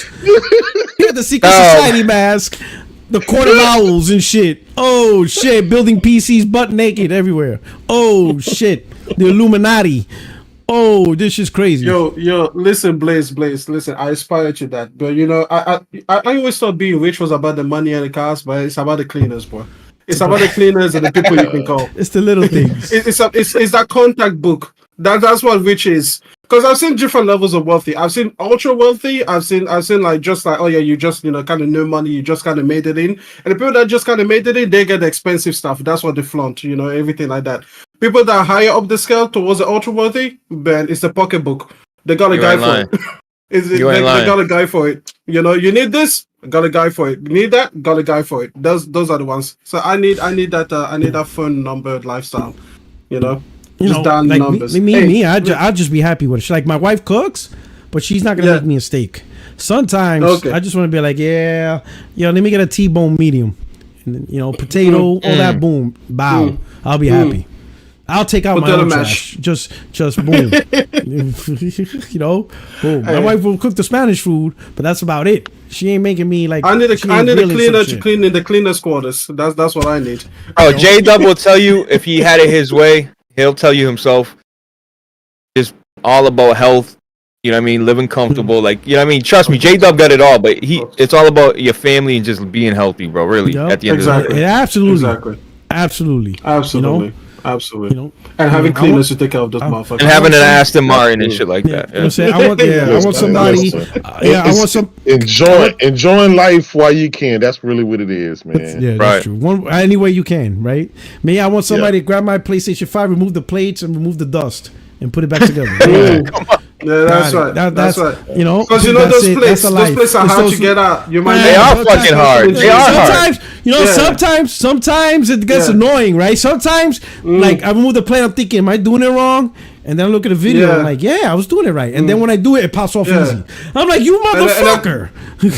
It's like a USB. I just did it for my son too. The third time. It's like a USB. It's the third time around. It's the third time around. You gotta put it in, flip it, then flip it back, and then. You know how much dust I blew out of my son's place, bro? I should have recorded. I bought this sprayer, the little electric one off Amazon. This shit's powerful. Nice. I put it. Oh, that shit went. I was like, yo, what is wrong with you? He's like, oh, I haven't cleaned it. I'm like, why not? You need cleaners. You need cleaners. What's in the dusty room? Why is it in the dusty room? His room ain't dusty though. His room ain't dusty. I'm like, yo, where is this shit coming from, bro? Hey, listen. If his room ain't dusty, that's sus. Listen, PlayStation knows their consoles attract dust, which is why they need dust scrappers. Because they know. They learn. They're like, you know what? For whatever reason, this shit attracts dust. We're gonna put Dutch, and roaches for whatever reason. Yeah, and roaches. Yo, what's going on in your son's room, boy? Oh man, I don't know about that, bro. What's going on in your son's room, boy? No. Listen, if I find a roach, I'm leaving. I'm moving. Believe me. I'm the same way. You're moving house. Good. That's good. Me. I burned them off. I'm not Asmund Gold. You're not gonna see roaches chilling on my shoulder running the podcast, bro. I ain't doing it. I see one roach is war. I'm like with the fumigator. Man in the hole! Fire in the hole! I'm assaulting the whole apartment. Fuck that. That shouldn't happen. I haven't seen a roach in years. What I was going to say before I leave, talking about this Xbox console not needed, yeah? The developer said what he said. And then the company, I think recently, yesterday or whatever, came back and said feedback. It wasn't from us. Yeah, exactly. Bad feedback. But here's my problem with that, though. But the facts is the facts. You didn't say otherwise. No. They didn't say otherwise. Yeah, he didn't deny it.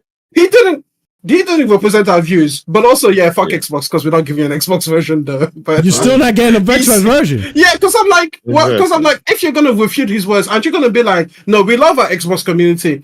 As soon as we finish with the PlayStation version, you guys are up next. But they were like, no, he doesn't represent what we're thinking. And the people were like, what? So are you gonna do anything different? No. I mean, that's what I noticed because they replied saying he does extra reviews. So I was like, all right. I clicked the comment because I thought they're gonna have a second to talk about the Xbox version. No, they didn't talk about there's still no Xbox version. Yeah, it's like when you want to talk to like wealthy people about they're like building healthier communities. So you're like, could we tax you more so that you can actually afford to do that? No, it's alright. Do they need to be healthier after all? Like, no. Do they? What they want jobs? Improve immune systems. We can't be too healthy. Yeah. Shout out to Brian East. He says it's the appearance of neutrality. They have to appear neutral, so they can't. Exactly. Because maybe one day they'll make a game on Xbox, which they're probably not. Exactly. But maybe next gen. They're just trying to say they don't want. They just say that's all. But the truth is there. They're not gonna burn bridges. Yeah. That's it. But just in case you can't be in denial. Phil Spencer. They're not gonna last though. And they're not gonna last. Comes by with the Xbox Series Extreme for $1,000, and it sells out like gangbusters, and it brings the Henjutsu back. The Henjutsu comes back. Yeah, there you go. They're there just in case. That's $1,000. They'll be right there. They'll be right there for $1,000.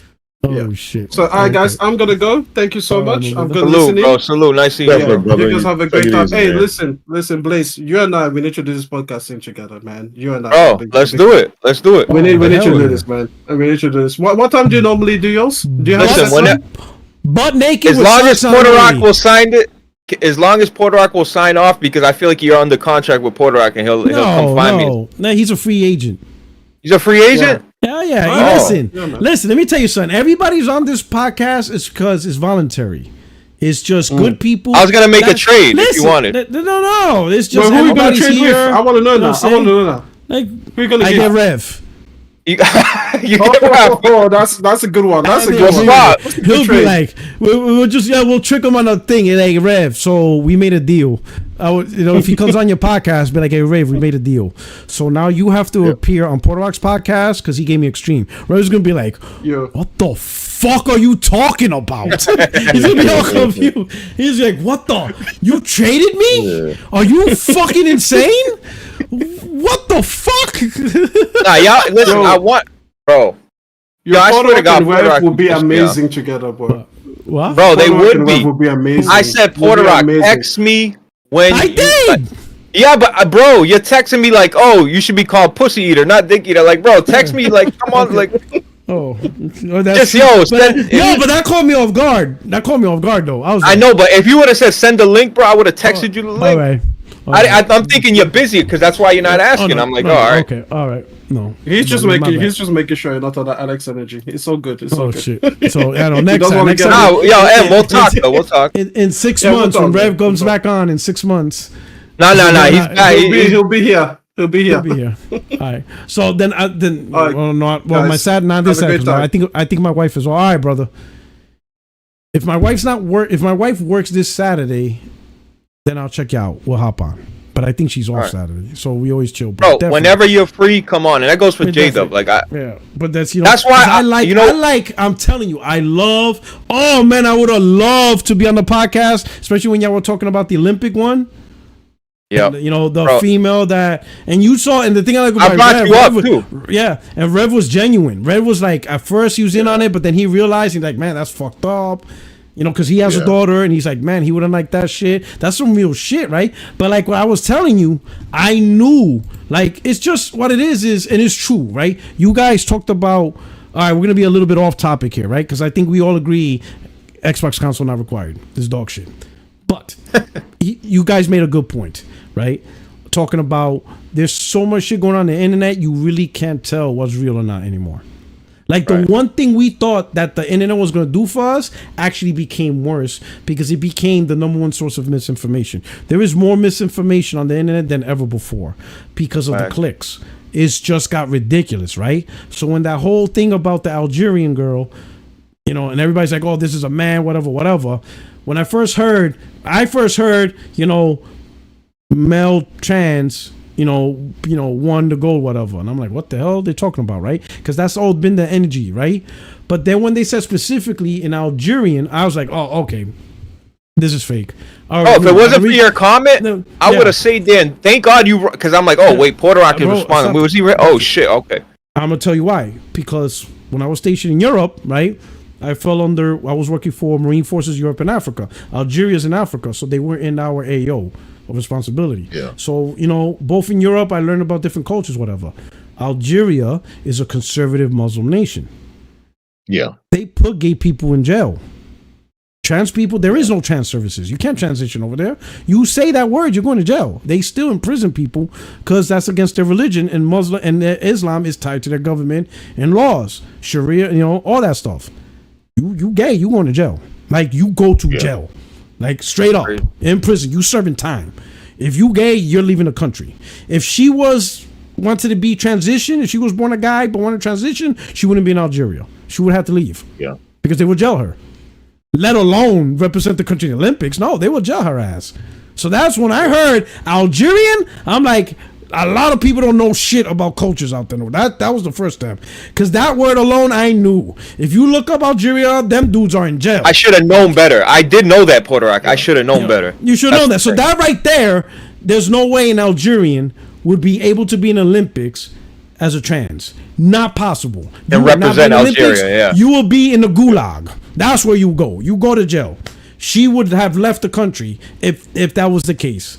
And so I knew that was enough to tell me, like, that's not true. Algerian? Boy, they don't play that. There is no gay rights. There's no LGBTQ over there. You visit Algeria and you expose yourself as gay, you're going to jail, even as a foreigner. Your ass is in prison. Yeah. It is what it is. Don't bring that over there. Don't go to Algeria with that nonsense. Don't do it, bro. If you're trans, that whole don't go to Algeria because you're going to jail. You visited that country? Whole situation. Yeah. It exposed a lot, not just about a lot of people, but about the mindset behind. Because again, at the end of the day, unless you're with that person or you know that person's history or you're their doctor or something, you don't know. And it only takes one asshole on the internet to say something to have a whole nation and people all over the world thinking one thing. Because people don't fact check, right? They don't. It's just literally what it is. People just get so outraged over things that they think, and that's social media in a nutshell. That doesn't have to be proof. It just has to be one person, one grifter or whatever say something, and it is now. Oh, you're right, J-Dub. You're right, J-Dub. No, I told him that shit blew up. It blew up. I was seeing big names retweeted like, "Oh, this is bullshit." Like Elon Musk, Jake Paul, all these people. Yeah. I'm like, what the fuck? I'm like, oh, so this is real. And because I don't think any girl should be fighting a guy. That's just my morals. I agree. I absolutely agree. Straight up, like crazy. Yes, absolutely agree. I think we all agree. The point is though, it's ironic how that particular situation, everybody ran to the woman's side to defend the woman. But when women are asking for things like reproductive rights and X, Y, and Z, motherfuckers be like, "Oh, fuck them bitches." You know what I'm saying? Like, I'm just being honest. It is the truth. It's the truth. Crazy. It's crazy. Yeah, they're now they want to protect women's rights, but if a woman gets essayed and ends up pregnant from an assaulter, you still gotta have exactly. Exactly. Yeah, I've never been with that. I've never been with that. Crazy. It's the biggest hypocrisy. Crazy, bro. But for the Rock, to that point, that showed it's less about protecting the woman and more about being anti trans or whatever. However, I stood back and just looked and saw the reaction and everything else. And then how it only took 24 hours or less than 24 hours for them to say, nah, that's a woman or whatever. And then everybody's coming back and apologizing or whatever. And it says, I just look, that's why I said sometimes it's okay to just sit back and watch shit. Let the news develop, right? But once I saw they said Algerian, I'm like, Algerian trans, like, but you know what? I usually, pick up a book.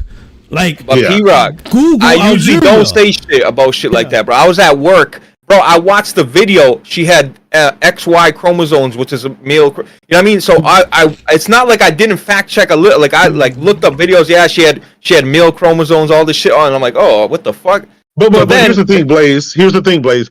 Yeah. None of us are medical professionals to explain various cases that goes on. There's just a lot of absolutely a lot of experts. That's why I call it Google. That's like Google University. There's a lot of Google University graduates.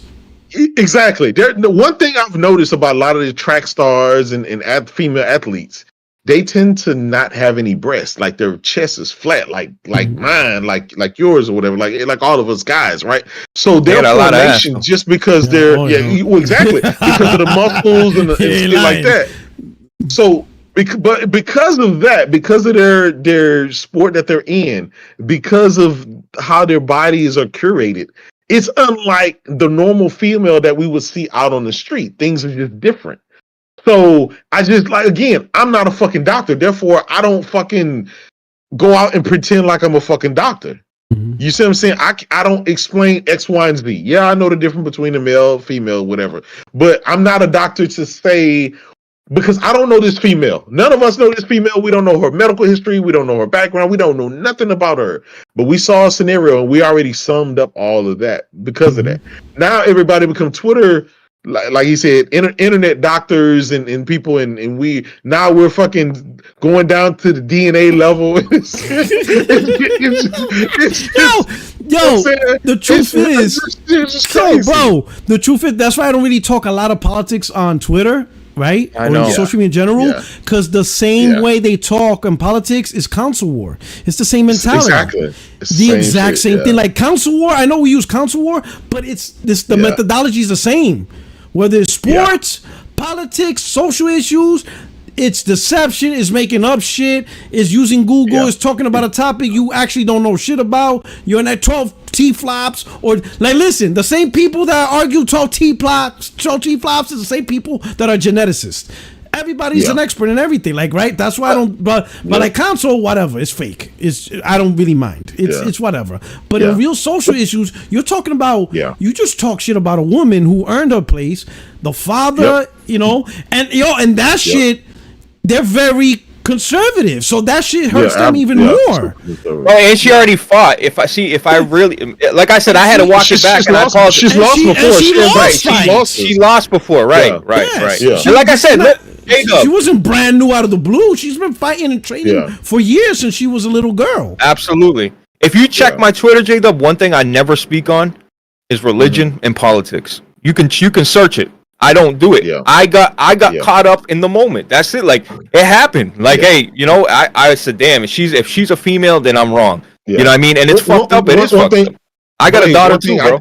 One thing I said when it first happened, just my normal mind with me being a troll or whatever, I said, well, fuck, she signed up to sign in that ring. She could easily declined that shit and said, fuck that. But she I'm talking about the other woman. The other girl. The Italian, was she Italian or French? Yeah. It was Italian, right? Listen. Italian. If I'm a woman and I'm stepping in the ring and I suppose this person is a guy or whatever, I'm not going to fight that. I'm not going to accept that. That these terms are accepted way in advance. Yeah. So if there was some kind of dispute, that would have been caused way. So I saw it and I was like, well, she signed up for it. And then the whole chaos started, and then come to find out she's a woman. They got pictures when she was a little girl, she's a little girl, baby, all kind of stuff. It's just I do kind of feel sad for her family, because her family's like, we listen, let's face it, being over in Algeria and stuff, that's like that's the pride of the family. Like, yes, somebody made it. That's you're not only for the family, but for you now you got people all over the world seeing one thing or hearing all this negative stuff. You calling our daughter a man and all kind of stuff, like that kind of stung the soul, man. Like, I wouldn't want any of that to happen. Crazy. Algeria's not involved. Like, got it. And it's all the anti-woke mob, right? It is. Algeria has nothing to do with that. So you brought a problem that they're like, what the hell? Like, what the hell is going on here? She's probably confused. They don't have a problem with any of that shit. They're probably confused. Like, what is this, men pretending woman shit that the world is talking about? They're not involved in that. They're conservative Muslims. And you brought, they rained hell on her for that. And I was like, wow, this shit is crazy. Like, they'll just target anybody for no reason. She had nothing to do with that. But they wrapped up a conservative Muslim cousin as woke. Yes. What the I find it ironic. I find it ironic. The countries, the people from the countries that establish all of that as their forefront, right? As their forefront. That's where all the negativity came from. From the people who has that community as the forefront in the face of it. Like here in America, that's the face of America around the world. Right. But this is where you got the majority of the backlash from. I just find it ironic. All right. Shout out to True Witty. He said, I got a Muslim friend. If you're bent, he put XX smiley, sad face you. Well, we're not going to say what to assume, but they don't play around with that. In those conservative Muslim countries, they don't play around with that BS. Like, I think, what was it? When the Olympics was at Qatar. Yeah. Not the World Olympics, the World Cup. When the World Cup was at Qatar, Qatar made a statement, hey, if you're gay or whatever, don't do that here. Yeah. Because the whole world went to Qatar to watch the World Cup. Guess what? Gay people go, no, Qatar put it out there. Don't put your bullshit. Don't bring that shit here. Don't bring that here. And then I think it also blew up to like a boycott. Boycott the World Cup because they're anti-LGBTQ. Qatar didn't give a damn. Most of the countries in Africa too. Most countries you don't like it? They don't come. But they had to warn the LGBTQ: do not come and think you're gonna come here and do what you do. Respect our culture. They say enjoy the game and leave. Qatar don't play. You go over there, do some foo-foo. Yeah. You know, you tell a dude take off their socks. Your ass going to jail. They built PCs with clothes on. They have their clothes on when they build PCs. Yeah. Bro, you know what though, J-Dub? The important thing is that girl gets the proper apology. It's unfortunate what happened. Like I said, I got no problem saying I'm wrong. You know what I mean? Shit happens, whatever. But I don't look out for Blaze. Like some people are like, oh, whatever. But when I saw Blaze do it, I'm like, oh man, I gotta help dude out. You know, that's when you know, like if you do something, J-Dub, Craig, I'm like, well, bro, let me help you out here. You know what I'm saying? Not facts. I appreciate it. My boy, like, other people are like, let them look stupid. You know what I'm saying? Let them look stupid. That's why I just stick to the console war, because there is no winning with I'm with you, Dave. There is no winning with religion on console. Even if you're wrong at console, all right, whatever. It's a console. Yeah, okay. It's just console. Yeah. But social issues are serious. You got to be much more smarter. But this shit is crazy. Like my boy Anubis in my Discord. Same thing he told me, Blaze, you know Muslims don't like gay people. Like that would never fly. They would never let they would never let I'm like, damn, I'm like, you know what? I don't know what the fuck I was thinking, dog. You going to jail. You transitioning from freedom to imprisonment. That's the transition you do. If you want to transition. You transition behind bars. And there you go. Boy, like it don't play. So when I saw that, I'm like, Algeria. I'm like, whoa. Do people know where Algeria is at? I don't think they even know what the country is. Like, that's not a liberal Western country. Like, no, not at all. You still go to jail there. In fact, I told you, like, they're the ones. They are doing stuff that I guarantee people want here in the U.S. I guarantee there's people that want to put gay people in jail. I guarantee it. Saudi Arabia, they cut your head off. Yeah, some places, yes. Some people is death. Yeah, this shit is crazy. Yeah, they don't play that. I told you it's unfortunate, but I guess it's water under the bridge or whatever, and the fucking internet, man.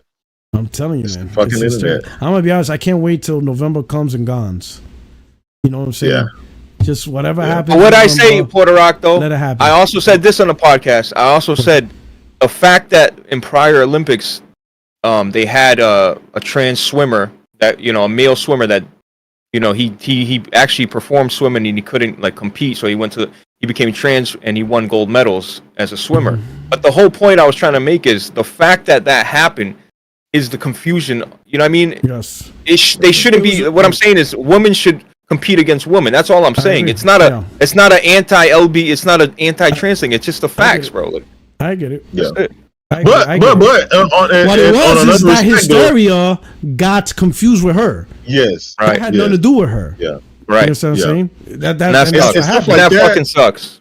Yeah, stuff like that needs. They targeted the wrong person. Taken up. Yeah, stuff like that needs to be taken up at the polls. Pause. It needs to be taken up with the politicians and the different things like that. Like that's the governing bodies of these sanctioning events. That's them. They need to sort that out. Right? That's them. If they allow a man to go and swim with a bunch of women and win, they allow that. That's on them. So people need to not show up at those events and boycott that or whatever if they feel the reason or go up, protest or do whatever. That's what people are supposed to do. Protesting is a good thing. Voting is a good thing. Stuff like that.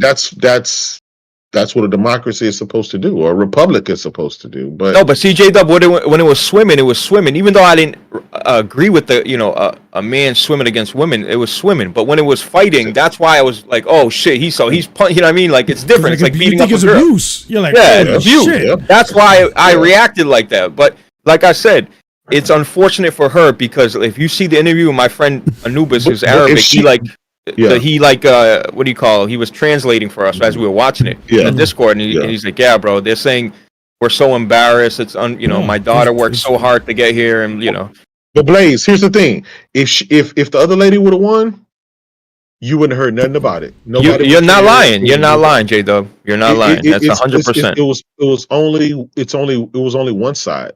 Like the girl said, she said, damn, I got hit so hard. Like I've never been hit that hard. And it's like, shit, In boxing, I feel like my dad thinks not get hit. You believe me? There was a lot of people that met Mike Tyson. Yeah, they're like, there's whoa, a lot of people, you know. Like, whoa, they're like, wait a minute. Some people are everybody's a badass until, like Tyson said, so everybody's a badass until they get punched in the jaw. In the face, yeah. You know?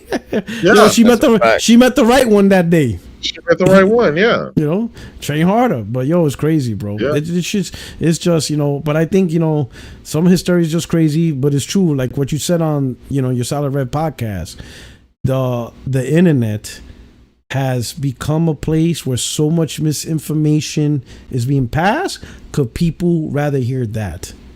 Like no one, like the majority are not fact checking, or when they see something, their first instinct is verify. Who's your source? Where you getting it from? What's happening is they read something, they like what they're reading, therefore it's true. No one likes to be wrong, Puerto Rock. That's what we said too. Nobody likes to I was wrong. Nobody likes saying that. Nope. But when you're wrong, you're fucking wrong. You better fucking man up and say you're wrong. That's it. Yeah. Simple. That's what it is. A lot of it is engagement, cloud chasing, right? Yeah. A lot of these content creators, they're grifting. They know the pulse of people's feelings. The Grams guy, the Grums or whatever his name. Grums, they know what they're doing. He just came out of nowhere. Just 100%. And chaos. And create these, you know, everything is woke, everything is this, everything is that, and it resonates to a certain demographic of people that feed. I hate the word woke, like. by the way. I can't stand the word I'm woke. so tired of listen, the woke anti word cope and woke. I hate literally everything. Oh my God, I hate everything is becoming woke, anti woke. Like, shut the fuck up. The crazy part is, right? A lot of the people that are talking on the internet, they live in areas like if you look in the United States, right? Majority of the people in the United States probably never met a trans person. Like you live in Montana, Indiana, Idaho, Montana. Bro, I live in a blue state. There's plenty of trans around. Like they're like it's mostly the cities. It's the city because when you think about it, all the trans they migrate to the main cities, the big cities. They don't migrate to Montana. They're not going there. Right? Even the ones that are born in those small towns, they know I gotta leave. And they leave to New York. They leave to Miami. They leave to where it's more accepted. There's people in those places in areas of Montana, North Dakota, South Dakota. They never met a trans person ever. Some of them never even met a gay person ever. But they go on the internet and they think all these problems belongs to them. Bro, you don't even know a gay person. So how is this your problem? Like, what is happening in your neighborhood, in your town, with your family, in your schools? Are they doing drag queen story hours in your school? Well, no, we don't have that. Then what the fuck are you crying on the internet all day on something that happens in New York? No. I personally feel that a lot of people embrace victimization. They want to go on the internet and tell the world something's wrong.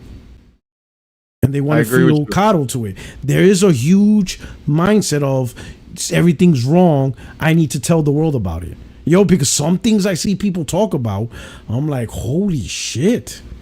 Like, really, motherfucker? Like, you can't just, like, granted, you went through a little situation, but deal with it and move on. You really got to go on the internet and cry about this shit. Like, yo, people want to embrace victimhood. And they want people to know that they're they want people out there, strangers. That's the crazy part, is strangers.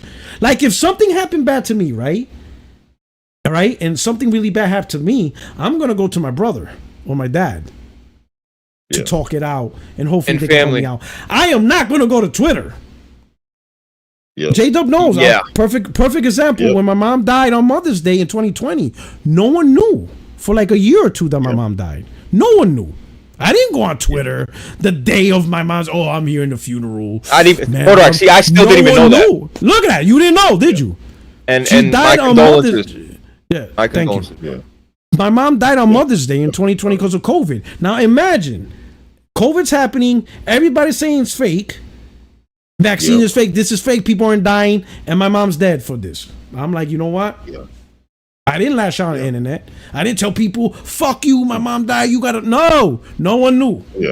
The people that I talked to. That's how it fucking should be, bro. You're not an attention-seeking baby, Puerto Rock. That's why. I left it alone. Some people like, yo, Puerto Rock, you haven't been around. I made up some shit like here. Then little by little, I told J-Dub, Zaire was probably one of the few, but I told Zaire on the phone because Zaire hit me up and I told him, yo, bro, I'm in New York. I'm dealing with this. He was the only one. He kept it quiet. He was the only one that knew that I was in New York dealing with this, right? Z's the man, but he never, whatever. But for most people, whatever. Months go by. Then after a while, when I felt comfortable, I started telling, a little more and more. But I seen people literally in the community where their parent died and they're texting the day of the funeral. Yo, bro, I couldn't.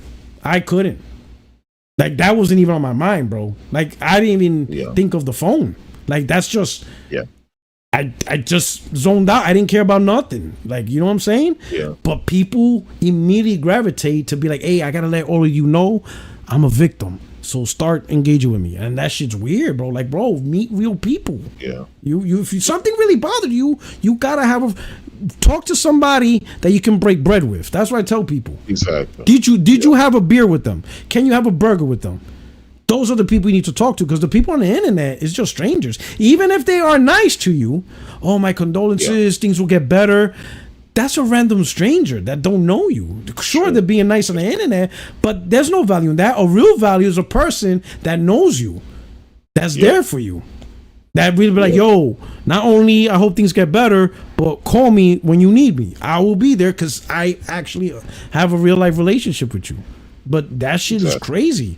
I see people just on the most craziest thing, they immediately go to the internet to look for consolement. That shit is bugged out, bro. I think it's a state by state basis too, Puerto Rico. You know, I really think people are trapped, down south, southern, like in Florida, bro, nobody was wearing masks. They're like, COVID, what the fuck are you talking about? Now, you know what I mean? For Atlanta, like they were telling me, like, ain't nobody wearing masks. You know what I mean? But it's a state by state. I'm in Massachusetts, a blue state traditionally. You know what I mean? Like everybody was taking this shit serious. So, and that's so unfortunate. Puerto Rico, I don't even know what to say to you, bro. Like, no, but it's all right. 4 years ago, you know what I'm saying? But that's just to show.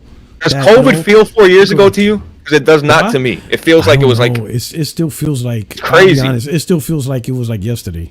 Like me and my wife, like so. Right. So when COVID happened, I was actually in Germany in February. So it started beginning March. That's when the shutdown was happening. Let me tell you this. This is how crazy it was for me. So March of 2020, I got my orders to go to California, to move here. So my orders was executed. Hey, you're going to get stationed in California. Cool. So planning out the move, all that stuff. The week of the move, I scheduled 2 days to get my furniture out because I was living in base housing.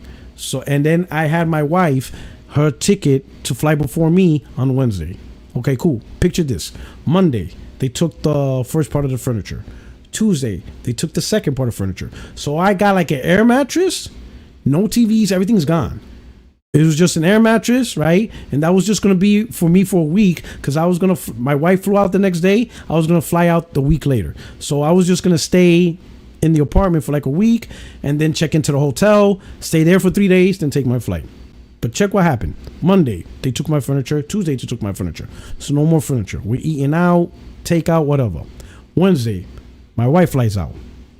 Thursday morning, the Secretary of Defense says all orders are canceled. Nobody's going anywhere. So my orders were canceled. And base housing said I still got to leave base housing because my wife is gone. So I don't rate to live in base housing because it's for family. So I had to move into a barracks. Luckily, I got a decent barracks, but I lived in a barracks and I didn't get to see my wife until July. I was stuck there from March to July simply because the orders were canceled. In between, my brother calls me in April, right? And he tells me, bro, mom and dad is sick. You got to come here. And I'm like, what the fuck's going on? He goes, I think they got COVID. Even I'm feeling sick. I'm like, oh, shit. So then I had to get commanding general permission to fly out because Germany was on lockdown. Nobody was flying unless under certain conditions. My CG had to authorize a flight to go back to the States. Yeah. My parents was already in the hospital, both of them. And my brother told me, bro, I'm asking, okay, when can we visit them? He's like, we can. I'm like, what you talking about? He's like, we can't visit them. What do you mean we can't visit them? He's like, bro, they told me to say if you got anything to say it now because you may not see them. If you do see them, it's because they survive. I'm like, what the fuck, bro? You gotta be kidding me. So I was there for 3 weeks. I was there for almost a month. After 3 weeks, my dad was the first one to come out. And when he came on the ambulance, I was like, he should stay in the hospital. He was weak. I had to coordinate to get his respirator. He had to sleep with an oxygen mask. He was like, it still looked like he was still on death's door. I'm like, this is crazy. Yeah. A week later, now keep in mind, I said you can't visit anybody in the hospital. On Friday, the hospital calls me. They said, can you and your brother come tomorrow? I said, I already know where this is going. Because we can't visit nobody. So why are you asking me to come? So me and my brother go the next day on Saturday. They sit down, they explain what's going on. They said, hey, you know, your mother has a blood clot in the lungs. So it's actually a race to get the blood clot, but the blood clot already shut down most of her organs. The only thing that's active is her heart and her brain. Everything else is being run on a respirator. There is nothing else we can do. So now we're going to ask you, if there's another issue, do you want us to resuscitate, try to do a move? But we're going to tell you she's being tortured. She says nothing in her body's working. Her brain and her heart, that's the only thing that's working on her own. Everything else is in a machine, right? I said, let me go see my mom before I talk. Me and my brother went in. He stood like 2 minutes. He saw the room. He walked out. I'm like, listen, I was in Iraq. I seen Marines get injured, and I never seen that many machines on Marines that got blown up. So I was like, and I said, all right, cool. I told the doctor, don't resuscitate. If anything happens, whatever. The next morning, 7:30, I get a phone call. She passed away. And I was like, yo.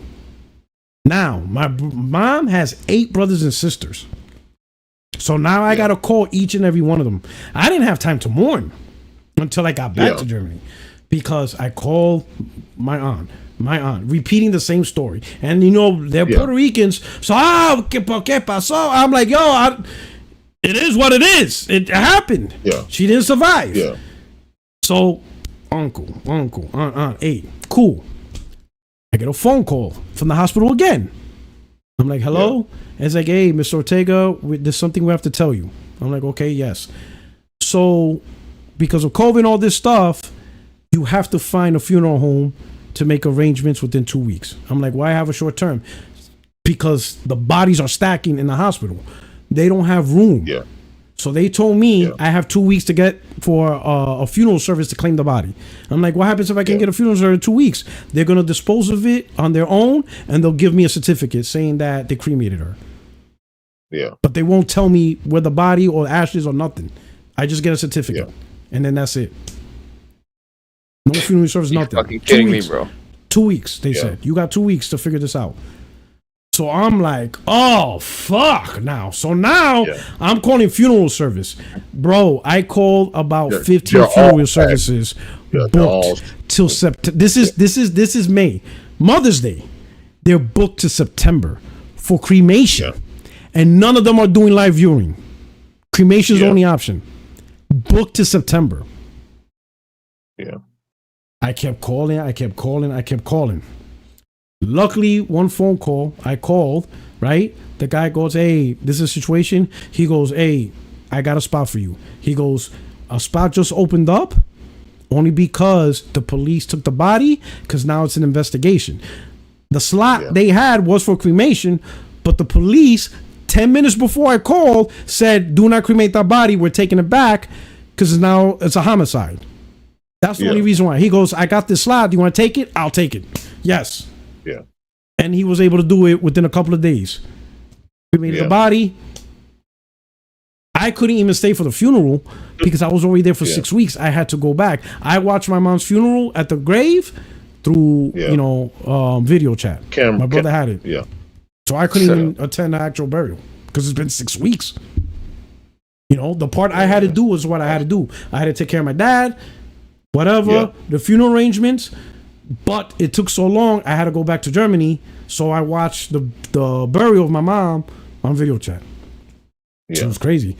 Then 2 months later, my wife's aunt, but more like her mother, because her mother and her aunt are twins, she died of COVID. 2 months after that, my aunt died of COVID. 3 people died of COVID that year. Yeah.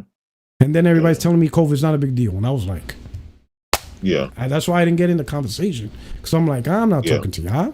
I lost 3 people. Yeah. Exactly. Are you fucking kidding me? I guess I'm the, you know how they say, hey, you're the 2%. Well, that's me. I'm the 2%. 98%, everybody's fine. I'm the 2% then. Bodak, you know how fucking strong you are, bro. I would have tear. Yo, we leaving this. I'm tearing up right now because this shit was crazy. Yeah, bro. I don't know how it was such a horrible time. God, it sucked. And again, 2020 sucked. Yeah. I'm tearing up right now thinking about it. Yeah. Just all the shit you had to go through. Then the fact that you're in the military, you got deadlines, you got to get back, you got to still take care of your dad, you still got to take care of your wife and make sure she's okay. She couldn't come, right? Because she's on lockdown, so she was in North Carolina. Yeah, so she couldn't come to the funeral. I was like, yo, this is wild, bro. This is wild. And then everybody, like the internet, oh man, this is bullshit. It's hysteria. Yeah. It's just a government plot. And I'm thinking here, while I'm seeing all this, I'm like, yo, I guess I'm the unlucky bastard. I'm the 2%. Everybody else is fine. Yeah. I guess no one else is suffering. I lost 3 people in a span of 8 months.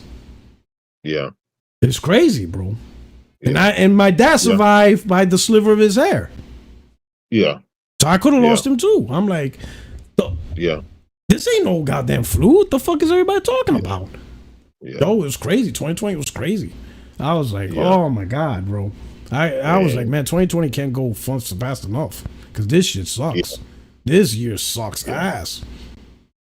Yo, it was crazy. But that's it. Yeah. But notice, you hear this story, but look at my timeline. Never mentioned it. Yeah. Never mentioned it. Never brought it up. Never talked about it on the podcast to this level. Nothing. Yeah. Yeah. Because I had people in my life that I actually talked to. I had my wife, I had my brother, me and my brother. Oh my God. You know what I'm saying? My father, obviously, thank God, and stuff like that. I had certain people, certain Marines, some of my mentors in the Marine Corps. I had actual people to break bread with, and that's who you like. If you're vulnerable and shit's wrong, those are the people you got to go to. The internet's not going to help you, man. They don't know you. Right. Sure, even if they write a nice tweet, it's a stranger.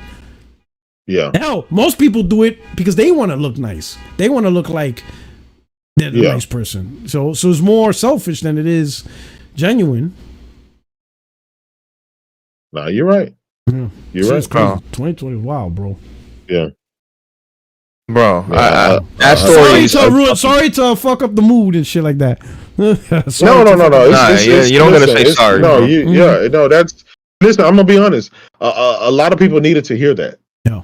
There's some people in the chat. There's people who's going to watch this podcast, and a lot of them are going to think, they're going to think a certain thing. But when you're hearing it from someone who witnessed it firsthand, it's different. It's not just you arguing with some Joe Blow on the internet because of your political views, but the fact that millions have died, like millions of people have died, and some people are just so selfish, and there's no empathy, there's no sympathy. But again, a lot of people are selfish, and they operate on a it doesn't affect me, right? It doesn't affect you until it affects you. Yeah. Everything is good until it affects you. And that's how we operate. Unfortunately, as humans, that's how most of us operate from that level. Going back to the lady boxer, right? All right, it's easy you're on the internet and you're saying shit, but until it affects you, until that becomes your daughter or your cousin or your aunt or somebody who are close to you, who are getting ridiculed like that and dealing with that, then you'll see things differently. And if you can look at every aspect of life in that same manner. Most people don't care if kids eat. They don't care about free lunch meals. They don't care about anything until it affects their kid or until the kid can't eat. Yeah, exactly. Now, if we could all exactly. Now, if we can all operate on that spectrum of having the empathy and the sympathy and putting yourself in someone else's shoes, and the fact that someone just asked you, "Hey, could you please wear a mask?" If not for you, for someone else who immune system may not be as strong as yours, could you please do that? And if you say, "No, I don't want to, it's my right," then that's you come with that same perspective. Those people don't care until it's their family member that have went through what you went through. Mm-hmm.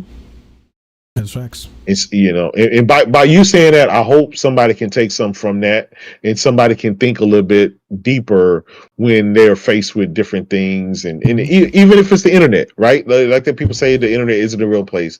It isn't, but it still is, because there's so many people here, and it does sometimes affect real life situations. So sometimes it can help you, sometimes it can hurt you. But like I said, man, God bless you, your dad, your family, and stuff like that. I'm glad that you guys were able to get past that moment. It's never an easy moment, but you kind of got past that, and God is going to continue to bless you in ways you don't even know. Listen, man, you got a great career. You've put in your time. You're ready to retire and go to your next phase of life. And I need my trash taken out, bro. Exactly. It's time to get the hey, don't worry, people. I got a robot for you, brother. I'm gonna send you a robot. Get that brand new robot, automatic. Yeah. All right, we're gonna do our outros. Blaze, you need to come through. If you're off around this time, you could jump on this. You got the keys to the house, bro. Anytime, brother. That fucked me up, bro. Oh shit, man. No, it's not about me. I don't want to make it up. I'm just saying, like, for real. That's. But it puts in perspective, doesn't it? Like, you see on the internet, everybody was arguing on something, and it's like, oh, it's only 2%. It's a small thing, right? But when I was listening to that, even on the news, and I'm thinking, yo, I lost 3 people in my family. Like, 2%'s a lot when it comes to life. Yeah. No, because even me and my girl were like, damn, like, because everybody here was masked. It was all like, it was real in Mass, bro. Massachusetts, it was real, bro. I'm just telling you, but it's crazy. We weren't even like my girl's like, damn, like, what about your family? Everybody's good. What about your family? Everybody's good. Like, bro, we are fucking lucky, bro. Like, I dead ass, like, when I look at my family, like, I'm too fucking lucky, bro. Because I'm telling you, Puerto Rico, you need to give yourself more credit, bro. Like, that shit takes a different type of fucking willpower to push through that type of shit, bro. That shit's not easy for you to do, bro, at all. And to continuously take care of your family and just push forward and just like, it's just, and in 2020 happened, like, it just went and just, bro, it's just, it's like Puerto Rico. I just want to say, God bless you, bro. I wish you nothing but the best, bro. Like, that's crazy, bro. That's a crazy story, bro. I'm glad you notice he's a soldier. How he handled all of those obstacles, right? Being a soldier and Marine. He was able to being a Marine and being able to tackle those every day for 20 plus years of your life, being able to tackle all that just to make sure us freeloaders can sit here on the internet and bullshit around and not have empathy, sympathy, and everything else.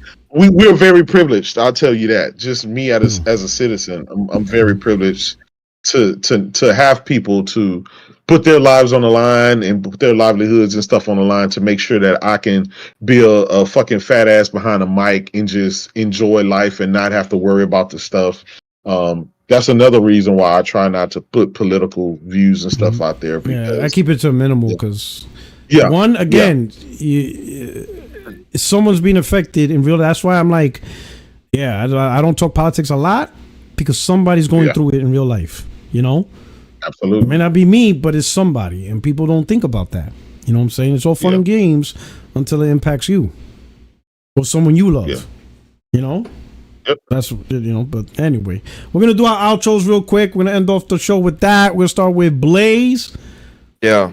Yo, great, bro. Great conversations as always. I bro, personally, I've always knew J-Dub. He's always been a brother to me. I always kept in contact with J-Dub. I got mad love for him. And Puerto Rico, you like, I don't want to sound stupid or gay or whatever. Fuck, I don't give a fuck. I'm just say how it is. For real though, like, you've grown, like, bro, you a solid dude, bro. Like, for real, like, you're solid with me, bro, all the way through. No doubt, brother. Oh, and listen, I'm not here to plug nothing. I just want to say thanks for the conversation. Man, plug that shit. Solid. No. It's not. Solid cast on Saturdays. Solid cast on Saturdays. What time? 9 o'clock. No, 9 o'clock. 9 o'clock Eastern time. 9 o'clock. Yeah. Yeah, man. Yo, you can't deny it's a great show. Man, great combo, especially when they start talking real life stuff, him and Rev. Like, they'll talk the video game, they'll whatever, but when they start going into just off topic, man to man shit, I like to call it, it's awesome. I love it. It's fantastic. I love it, bro. That's what I'm like, this is what I'm talking about. Hell yeah. Let's get this conversation going, bro. It's some great topics. I'm telling you, it's just two honest dudes looking at things from a light perspective, and it's fantastic, man. And then you guys flow. It's almost like you guys known each. How long you known Rev? Because it seems like you known each other for like since kids. I know him for like 12 years. You would swear like you guys grew up together. You know what it is too. Like I disagree with a lot of Revs. Like me and Rev disagree on a lot of shit. Yeah. Honestly, but I respect it. Listen, I respect everybody's opinion, bro. Yeah. You know what I mean? There's a lot of things. Okay. That's okay. You know what? That's okay. That's how it is. You disagree, but you respect it because it's their viewpoint. That's different life experiences, different backgrounds. There's so many things that influences how we see things. Exactly. But you talk about it, but you guys talk as if like shit. Like sometimes I wonder, I'm like, yo, did Blaze know Rev? Like, I kept seeing Porter Rock in the chat. The fact that you were so engaged, Porter Rock, trust me, I kept seeing you engaging. I loved it. I was loving it. You, Dark, fucking King Thrash, you guys are all like, I'm like, damn, like they really. I was feeling it. I was loving it when you got into that topic. I'm telling you, sometimes it was good. It was real good. My boy, the antagonizer in chief. Yes, sir. Yo.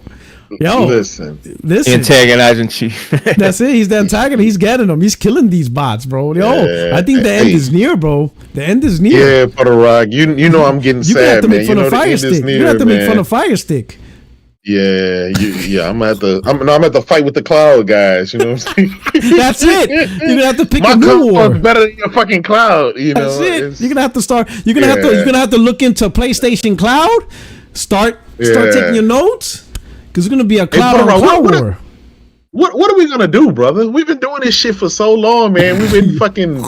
We done got all the big wigs over on PlayStation side, the Tim Dogs, the Crap Gamers, the Mooches, all those guys. We ran out of guys to recruit. Like it's over. It's the end game now. We're soldiers without a war.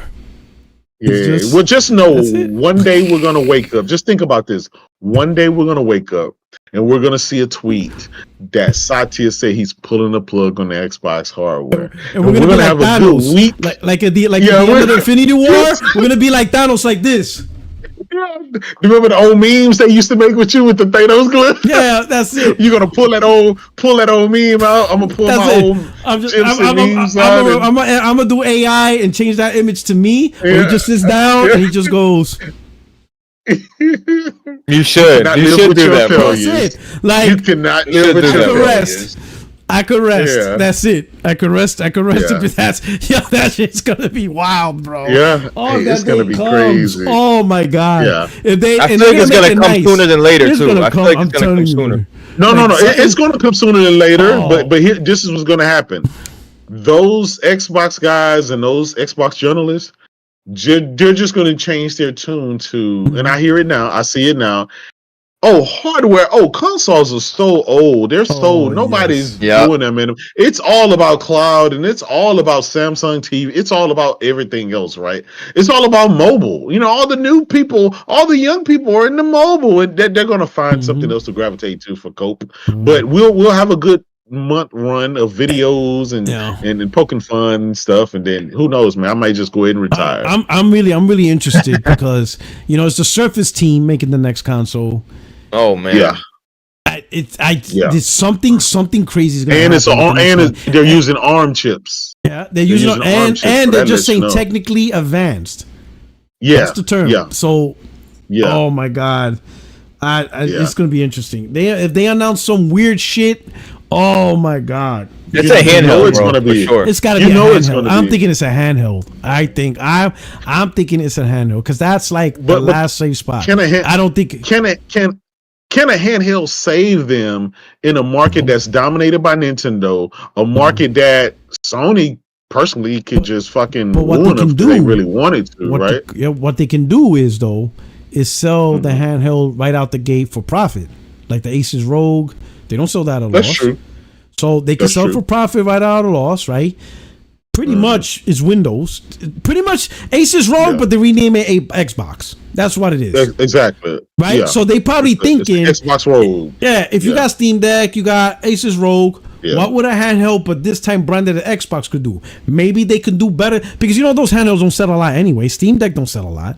Yeah, all together, Steam Deck, ROG Ally, the Claw, and Lenovo just Legion. one more. Yeah, Lenovo Legion. All of them combined sold for like $3 million. Combined. So it's not a big market at all. So maybe Microsoft.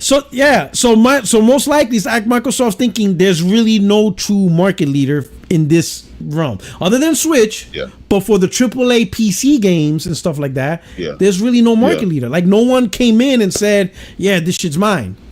They probably thinking maybe we could be that. Maybe we could be the AAA handheld Xbox experience. They still can't. Puerto Rico and J-Dub, they still can't snap their fingers and say, "Look, we're reverting. We're going back." Yeah.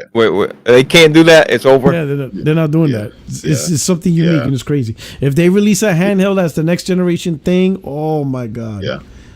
Yeah. Oh, I'm gonna laugh. They might actually do that. I think they're gonna do that. Actually, they're gonna do that. Okay, let's say they do it right.